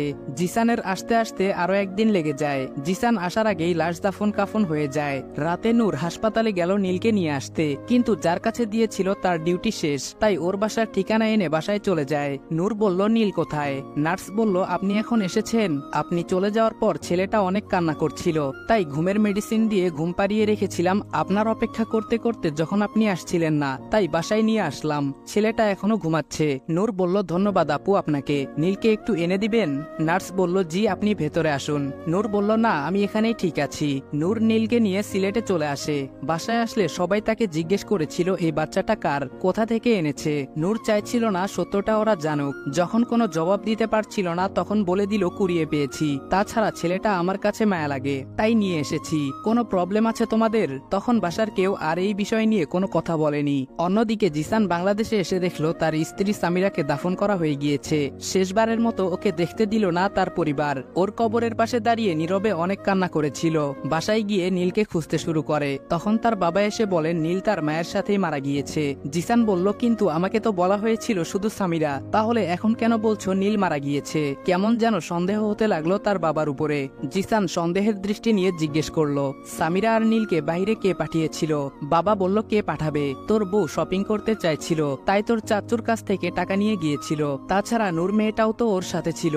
ওদের কথায় জিসানের সন্দেহ হতে লাগলো। আমি সামিরাকে খুব ভালো করেই চিনি, সামিরা শপিং করতে গেলে প্রথমত আমাকে বলতো, দ্বিতীয়ত ওর কাছে কি টাকার কমতি ছিল যে তোমাদের কাছ থেকে টাকা নেবে? তখনই কামরুল সাহেব তার ছেচরা মেয়েকে নিয়ে আমাদের বাসায় আসলেন। চাচু বলল, তুই আমাদের কেন সন্দেহ করছিস? আমার তো মনে হয় অ্যাক্সিডেন্টের পেছনে নূরের হাত আছে, তা না হলে দুইজন মানুষ মারা গেল, আর নূর একা কিভাবে বেঁচে গেল? তার উপরে কালকে থেকে নূরকে খুঁজে পাওয়া যাচ্ছে না। জিসান বলল, নূরের সম্পর্কে আমাকে বলতে এসো না, আমার থেকে ভালো ওকে কেউ চেনে না। জিসান বলল, নীলের কবর কোথায়? চাচা বলল, মানে? জিসান রাগান্বিত হয়ে বলল, মানে খুব সহজ, নীলের কবর কোথায়? বাবা বলল, একই কবরে দুইজনকে দাফন করা হয়েছে। কামরুল সাহেব বলল, বাবা জিসান কেন এমন করছো? যেটা হবার তা তো হয়ে গিয়েছে, এখন শুধু শুধু পরিবারের লোকদের সন্দেহ করছো কেন? জিসান বলল, ভালো হবে আপনি আমাদের পার্সোনাল বিষয়ে নাক না গলালে, আমার মন বলছে আমার নীল বেঁচে বেঁচে আছে। চাচ্চু বলল, আমাকে বিশ্বাস না করলে তুই নূরকে খুঁজে জিজ্ঞেস করিস, আর অ্যাক্সিডেন্টের সময় ড্রাইভার তো ওখানেই ছিল, তাকে জিজ্ঞেস কর। চাচ্চু ড্রাইভারকে ডেকে নিয়ে আসলেন। জিসান বলল, তুই কোথায় ছিলি? ড্রাইভার বলল, স্যার আমি তো ওখানেই ছিলাম। জিসান বলল, ওখানে থাকাটা বড় কথা নয়, তুই গাড়ি নিয়ে কোথায় দাঁড়িয়েছিলি? ড্রাইভার ছেলেটা বলল, আমি তো শপিং মলের সামনেই ছিলাম। জিসান এবার রেগে বলল, এই কুত্তার বাচ্চা, তুই যদি সামনেই ছিলি তাহলে ওরা রাস্তার ওপাশে কেন যেতে চাইছিল? নিশ্চিত তুই অন্য পাশে ছিলি। এখন ভালোই ভালোই বলে দে, এসব কার কথাই করেছিস? ছেলেটা ভয় পেয়ে গিয়েছে, মুখ থেকে ঠিকঠাক কথাও বের হচ্ছে না। জিসান তার চুপ থাকা দেখে রুম থেকে লম্বা একটা দা নিয়ে আসে। জিসানের হাতে লম্বা দা দেখে সবার গলা শুকিয়ে গিয়েছে। জিসানের বাবা বলল, তুই কি শুরু করলি? জিসান ধমক দিয়ে বলল, চুপ, একটা কথাও বলবে না। ওর বাবা কিছু বলতে চাইছিল, জিসান বলতে দিল না। ড্রাইভারের সামনে এসে দাঁড়াতেই সব সত্য বেরিয়ে আসে। ছেলেটা জানে জিসানের অনেক রাগ। এক সময় এলাকার বখাটেদের লিডার ছিল, সব সময় মারামারি করা ওর রুটিন ছিল। বিয়ের বছর দেড়েক আগে থেকে ভালো হয়ে গিয়েছিল, এখন তেমন একটা মারামারি করে না। সবটা শোনার পর জিসান বলল, কেন চাচা, আমি আপনার কি ক্ষতি করেছিলাম? নাকি সামিরা করেছিল, যার জন্য দুইটা প্রাণ আপনি কেড়ে নিলেন? ওর চাচার সামনে গিয়ে দাঁড়ালো, হাতে থাকা দাটা শক্ত করে ধরে আছে, চোখ মুখ লাল হতে লাগলো। চাচু তোতলাতে তোতলাতে বলল, আমি কিছুই করিনি, ড্রাইভার মিথ্যা বলছে। জিসানের চোখগুলো রক্তবর্ণের রূপ ধারণ করেছে। জিসানের মা এসব দেখে জিসানের পাশে গিয়ে ওর হাতে ধরে নিয়ে আসতে চাইলেন, কিন্তু জিসান সেই আগের জায়গায় দাঁড়িয়ে আছে। জিসানের আম্মু বলল, জিসান বাপ আমার, মাথা ঠান্ডা কর, সব ঠিক হয়ে যাবে, চল আমার সাথে আয়। জিসান চিৎকার করে বলল, বুঝলাম না, যখন থেকে এসেছি কি নাটক শুরু করেছো তোমরা? জিসান চিৎকার করে আবাকে ডাক দেয়। আবা কাপা কাপা গলায় বলে, জি ভাইয়া। জিসান চিৎকার করে বলল, তোর মাকে আর বাপকে চুপ থাকতে বল, না হলে এর পরিণাম খুব খারাপ হবে। আবা বলল, আব্বু চুপ করো না, আম্মু আমার সাথে চলো। চাচা বলল, কি করবে শুনি? আমরা তোর ভালোর জন্য সবকিছু করেছি।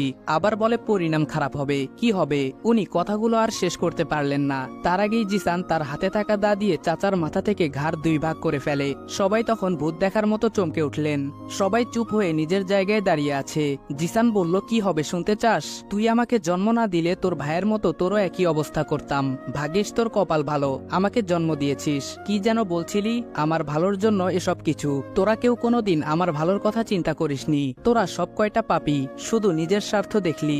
সামান্য বিজনেসের জন্য দুইটা প্রাণ কোরবানি দিয়ে দিলি। আমার মা তোকে কি দেখে বিয়ে করেছিল আল্লাহ জানে। কেন আল্লাহ তোর মতো পাপীর ঘরে আমাকে জন্ম দিয়েছে? টাকা টাকা করে জীবনটা শেষ করে দিলি, কিন্তু এত টাকা কার জন্য? কাফনের কি পকেট আছে? যদি থাকে তাহলে তোর ভাইয়ের ব্যাংক ব্যালেন্স সব পকেটে ভরে দিস। আবার বলে সব নাকি আমার জন্য। আমার জীবন থেকে যা কিছু কেড়ে নিয়েছিস পারবি টাকা দিয়ে ফিরিয়ে দিতে? যদি পারিস তাহলে ফিরিয়ে দে সামিরাকে আর আমার ছেলেকে। অন্য কেউ হলে এতক্ষণে জানে মেরে ফেলতাম। জিসানের বাবা তখন চুপ করে দাঁড়িয়েছিলেন, ওনার কথা বলার শক্তি ছিল না। জিসান এবার বলল, এই দাঁড়া, কোথায় যাচ্ছিস তুই? সবকিছুর পরিচালক তো তুই নিজে, এদিকে আয়। কামরুল সাহেব চুপি চুপি চলে যেতে চাইলে জিসান দেখে ফেলে। এদিকে চাচি তার স্বামীর পাশে বসে কান্না করছে। কামরুল সাহেব বলল, দেখো বাবা জিসান, আমি কিছু জানি না, সবকিছু তোমার চাচা করেছে, আমি তো না করেছিলাম এসব করতে। জিসান বলল, আমি কি বলেছি তুই কিছু করেছিস? আমি তো শুধু বললাম তুই পরিচালক। তার মানে সত্যি সত্যি তুইও জড়িত। 4-5টা আঘাত করে বুকে, পিঠে আর ঘাড়ে। কামরুল সাহেব তখন মাটিতে লুটিয়ে পড়েছেন। ওনার মেয়ে তাকে হাসপাতালে নিয়ে যাওয়ার চেষ্টা করছে, সারা বাড়িতে রক্তে লাল হয়ে আছে। জিসান সোফায় বসে পড়ে, বাড়িতে কান্নার আওয়াজ বেড়েই চলেছে। জিসানের আম্মু বলল, জিসান তুই এগুলো কি করলি? নিজের জীবনটা নষ্ট করে দিলি। এখান থেকে পালিয়ে যা, পুলিশ আসার আগেই চলে যা তুই এখান থেকে। জিসান সেই আগের মতোই বসে আছে। আভা বলল, ভাইয়া তুই চলে যা, না হলে পুলিশ তোকে নিয়ে যাবে। জিসান বলল, পুলিশ নিয়ে গিয়ে কি করবে? বড় জোর ফাঁসি দেবে। কিন্তু যে মরে গিয়েছে সে আবার নতুন করে মরতে ভয় পায় না। আমি তখনই মরে গিয়েছি যখন শুনেছি সামিরা আর নীল বেঁচে নেই।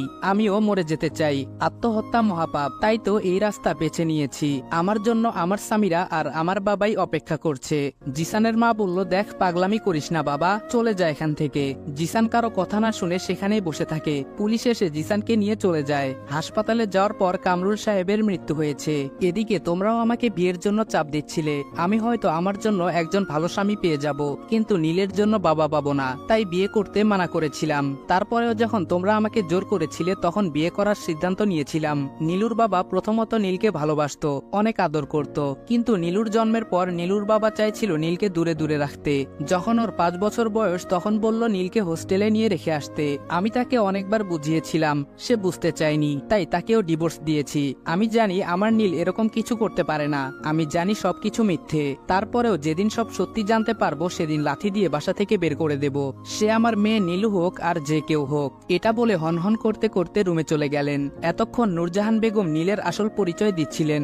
দেওয়ার একমাত্র কারণ সবাই না জেনে নীলকে গালিগালাজ করছিল, যেটা ওনার মোটেও সহ্য হচ্ছিল না। এদিকে সবকিছু শোনার পর নীলু রুমে এসে কান্না করে দিল। তার একদম ঠিক হয়নি নীলকে এত বড় মিথ্যে অভিযোগ দেওয়া। সবকিছু করেছে রাকিব আর তার মায়ের কথায়। আজকে সে বুঝতে পারছে সে কত বড় একটা ভুল করে ফেলেছে। নীলের নাম্বারে কল দেয়, নাম্বার বন্ধ পায়। বেশ কয়েকবার কল দিলেও সেটা বন্ধ দেখায়। এদিকে নীলুর অবস্থা কিছুটা বুঝতে পারেন মামনি রাকিব। মামনি বলল, রাকিব এখন যদি নীলু সবকিছু বলে দেয় তাহলে কি হবে? রাকিব বলল, বলবে, সমস্যা কি, সেও আমাদের সাথে যাবে। এখানে সবচেয়ে বড় অভিনেত্রী তো নীলু। সকাল 8:15, নীল এখনো ঘুমিয়ে আছে। রিফাত ওয়াশরুম থেকে বের হয়ে নীলকে ডেকে দিল। নীল ফ্রেশ হয়ে বাহিরে আসে। রিফাত বলল, কিরে মামা, নতুন কাপড় সাথে একটা ঘড়ি, কি ব্যাপার? রিফাত তখন কাপড়গুলো বের করে দেখছিল। নীল রাতে এসে সোফার উপরে রেখে দেয়। নীল বলল, আরে আন্টি এইগুলো দিয়েছেন। রিফাত বলল, ওহ বুঝলাম আন্টি দিয়েছেন, কিন্তু ঘড়িও কি আন্টি দিয়েছেন? নীল বলল, আরে ওই যে তনু আছে না, ও দিয়েছে। রিফাত বলল, তনুকে? নীল বলল, আরে হুজুরের বড় মেয়ে। রিফাত ড্যাব ড্যাব করে তাকিয়ে আছে। হঠাৎ করে আচমকা হেসে উঠল। রিফাত বলল, মামা, যেই মেয়ে কোনো ছেলের সাথে কথা বলা তো দূরে থাক, ভুল করেও তাকায় না, সব সময় হাতে পায়ে মোজা পরে বের হয়। আমি ছোট থেকে বড় হয়েছি, কোনোদিন জান্নাতাপুর চেহারা দেখতে পারিনি, এবং আমার সাথে আজ অব্দি কোনোদিন কথাও বলেনি। আর সেই কিনা দিয়েছে তোকে ঘড়ি, মনে হয় ভালোবেসে দিয়েছে। ফাপড় মারার জায়গা পাসনি তাই তো? নীল বলল, এই চুপ, আমি কি বলেছি আমাকে ভালোবেসে দিয়েছে? হয়তো ভাই মনে করে দিয়েছে, সব সময় তো তাদের নিয়ে যাওয়া আসা করি, মনে হয় ড্রাইভার মনে করে দিয়েছে। রিফাত বলল, আমারও সেটাই মনে হয়। নীল বলল, আচ্ছা আমার দেরি হয়ে যাচ্ছে, আমাকে যেতে হবে। রিফাত বলল, ঠিক আছে যা, আর শুন আজকে কলেজে যাবি? নীল বলল, ওদের পৌঁছে দিয়ে আসবো। তনু আর তুবা পেছনে বসে আছে। তুবার হাতে আমার মোবাইল ফোন, হুদাই চাপতেছে। তখনই আমার এক্স গার্লফ্রেন্ড ফোন দিল। তুবা বলল, ভাইয়া নিশিতা নামের একটা মেয়ে কল দিয়েছে, কি করব? আমি বললাম, এদিকে দাও। ফোনটা রিসিভ করে বললাম, হ্যালো। নিশিতা বলল, কি খবর মিস্টার নীল, কেমন আছো? আমি বললাম, যেমন ছিলাম তেমনই আছি, কেন ফোন দিয়েছো? নিশিতা বলল, ওসব ফোন দেওয়ার ইচ্ছে আমার একদম ছিল না, মানবতার খাতিরে দিলাম।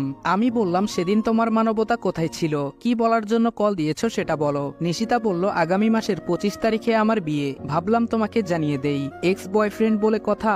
কথাটা শোনা মাত্র শরীরটা শিউরে উঠল। আমি বললাম, তোমার বিয়ে তো আমি কি করব? নিশিতা বলল, কিছুই করতে হবে না, জানিয়ে দিলাম। তোমার সাথে তো আমার 4 বছরের রিলেশন, আমার অনেক স্মৃতি, অনেক মেমোরিজ আছে তোমার ফোনে, দয়া করে সেগুলো ডিলিট করে দিবা। আর ভুল করেও আমার বিয়েতে আসার চেষ্টা করবা না, তুমি আসলে একটা না একটা গন্ডগোল লেগে যাবে, কারণ কম বেশি সবাই জানে আমাদের বিষয়। আমি বললাম, আমাকে না বললে তো আমি জানতেই পারতাম না, শুধু শুধু আমাকে না বলে চুপচাপ বিয়ে করে নিলেই তো হতো, তাহলে আমি কখনো জানতেই পারতাম না। নিশিতা বলল, আমি এত বড় বোকা নই, আমি জানি আমি না বললেও তোমার ফালতু ফ্রেন্ডগুলো অবশ্যই বলবে, সাথে যুক্তিও দেবে কিভাবে বিয়ে ভাঙা যায়, আর ফ্রেন্ডগুলো এরকমই অকর্মা হয়ে থাকে, তখন যদি উল্টাপাল্টা কিছু করে আমার বিয়েটা ভেঙে দাও তাহলে? আমি বললাম, সত্যি তুমি একটা বুদ্ধিমতী মেয়ে, প্রশংসা করতে হয় তোমার। তুমি জানো নীল ছেলেটা কিরকম, আমাকে ছেড়ে তুমি যদি অন্য কাউকে নিয়ে ভালো থাকতে পারো তাহলে আমিও ভুল করেও তোমার সুখের রাজমহলে নক করব না। নিশিতা বলল, কিভাবে বিশ্বাস করব বলো, যে নিজের বোনকেও ছাড়েনি, আর আমি তো অনেক দূরের এক্স গার্লফ্রেন্ড, আমাকে ছেড়ে দিবে এটা ভাবাটাও বোকামি। নিশিতার কথা ছুরির আঘাতের মতো বুকে এসে লাগলো। চোখ বন্ধ করতেই টুপ করে এক ফোঁটা পানি গড়িয়ে পড়লো। যেই কাজটা আমি করিনি সেই কাজকে হাতিয়ার বানিয়ে আঘাত করা হচ্ছে আমাকে। খুব রাগ হচ্ছে নীলুর উপরে। আমি বললাম, তুমি নিশ্চিত থাকো, আমি কখনো এসব করব না। তুমি যতটা নিচ আমাকে ভাবছো আমি আসলে ঠিক তার উল্টো, সেটা একদিন হলেও তুমি বুঝতে পারবে। বাই দা ওয়ে, এখন রাখছি, আমার কাজ আছে। নীল ফোনটা কেটে দিল। আর কিছুক্ষণ কথা বললে হয়তো নিশিতার কথার আঘাতগুলো নীলকে মেরেই ফেলতো। ফোনটা হাত থেকে রেখে টিস্যু নিয়ে চোখের কোণে জমে থাকা পানিটা মুছে নিল। নিশির বিয়ের কথা শুনে ভেতর থেকে ভেঙে পড়েছে নীল। ভেবেছিলাম আম্মু আমাকে বুঝতে পারবে, সে বুঝতে পারবে তার ছেলেটা সম্পূর্ণ নির্দোষ, নীল এরকম কিছু করতেই পারে না। খুব তাড়াতাড়ি আমাকে আবার নিয়ে যাবে বাসায়, তখন নিশিতার বিষয়টাও সমাধান হয়ে যাবে, সেও সরি বলে আবার আপন করে নিবে আমাকে। কিন্তু ভুল ছিলাম আমি, ভুল ছিল আমার অন্ধবিশ্বাস। আজকে নিজেকে অসহায় মনে হচ্ছে। সবার থেকে আলাদা জীবন যাপন ছিল আমার। মায়ের ভালোবাসা, মামনি, রাকিব, নানা ভাই সবাই খুব ভালোবাসতো আমায়। সারাদিন বোনের সাথে দুষ্টামি, মিষ্টি একটা প্রেমিকা, খুব ভালোই চলছিল। পৃথিবীর সব থেকে সুখী মানুষ ছিলাম আমি। নিয়তি আমাকে সবকিছু দিয়েছিল, কিন্তু এইগুলো যে ক্ষণিকের জন্য তা জানা ছিল না। সবার কপালে সব সহ্য হয় না, আমারও হয়নি। তাই তো সময় মতো বোনটাও কালনাগিনীর রূপ ধারণ করলো। মামনি, রাকিব তারাও তো উকিলের মতো পয়েন্ট টেনে বুঝিয়ে দিল আমি অপরাধী, সেই সাথে কলিজার সোনার টুকরা আম্মুও অবিশ্বাস করলো, গার্লফ্রেন্ডও ছেড়ে চলে গেল। এত কষ্ট নিয়েও আমি বেঁচে কিভাবে আছি সেটা নিজেও জানি না। মনে হয় এটাই জীবন। জীবনের মানেটা এখন হারে হারে বুঝতে পারছি।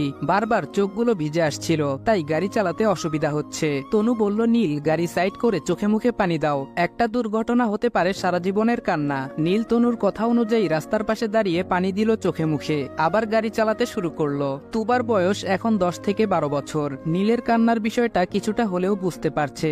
এই মুহূর্তে তুবার সান্ত্বনা দেওয়ার ভাষা নেই, তাই সে চুপ করে আছে। তনু নীলের দিকে তাকিয়ে একটা কথাই ভাবছে, ছেলেরা তো কাঁদে না, তাহলে নীল কান্না করছে কেন?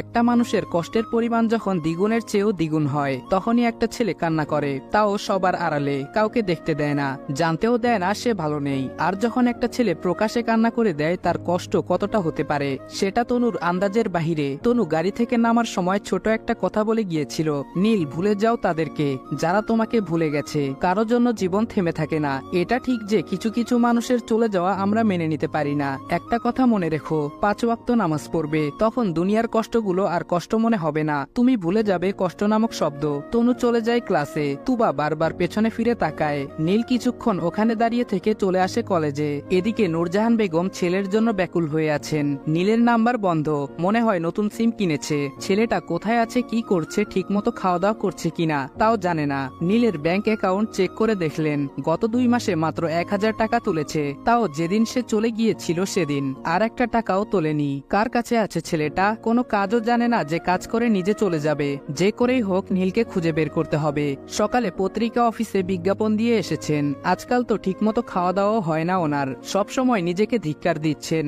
আমি কেন বুঝতে পারলাম না? আমার বাবাই আমাকে কখনো মিথ্যা বলে না। নীল ওরকম কিছু করতেই পারে না। চোখ থেকে জল পড়তে লাগলো নূরজাহানের। এদিকে নীলু নিজেকে ক্ষমা করতে পারছে না। সে কিভাবে পারলো এত বড় একটা জঘন্য কাজ করতে, তাও সম্পত্তির জন্য।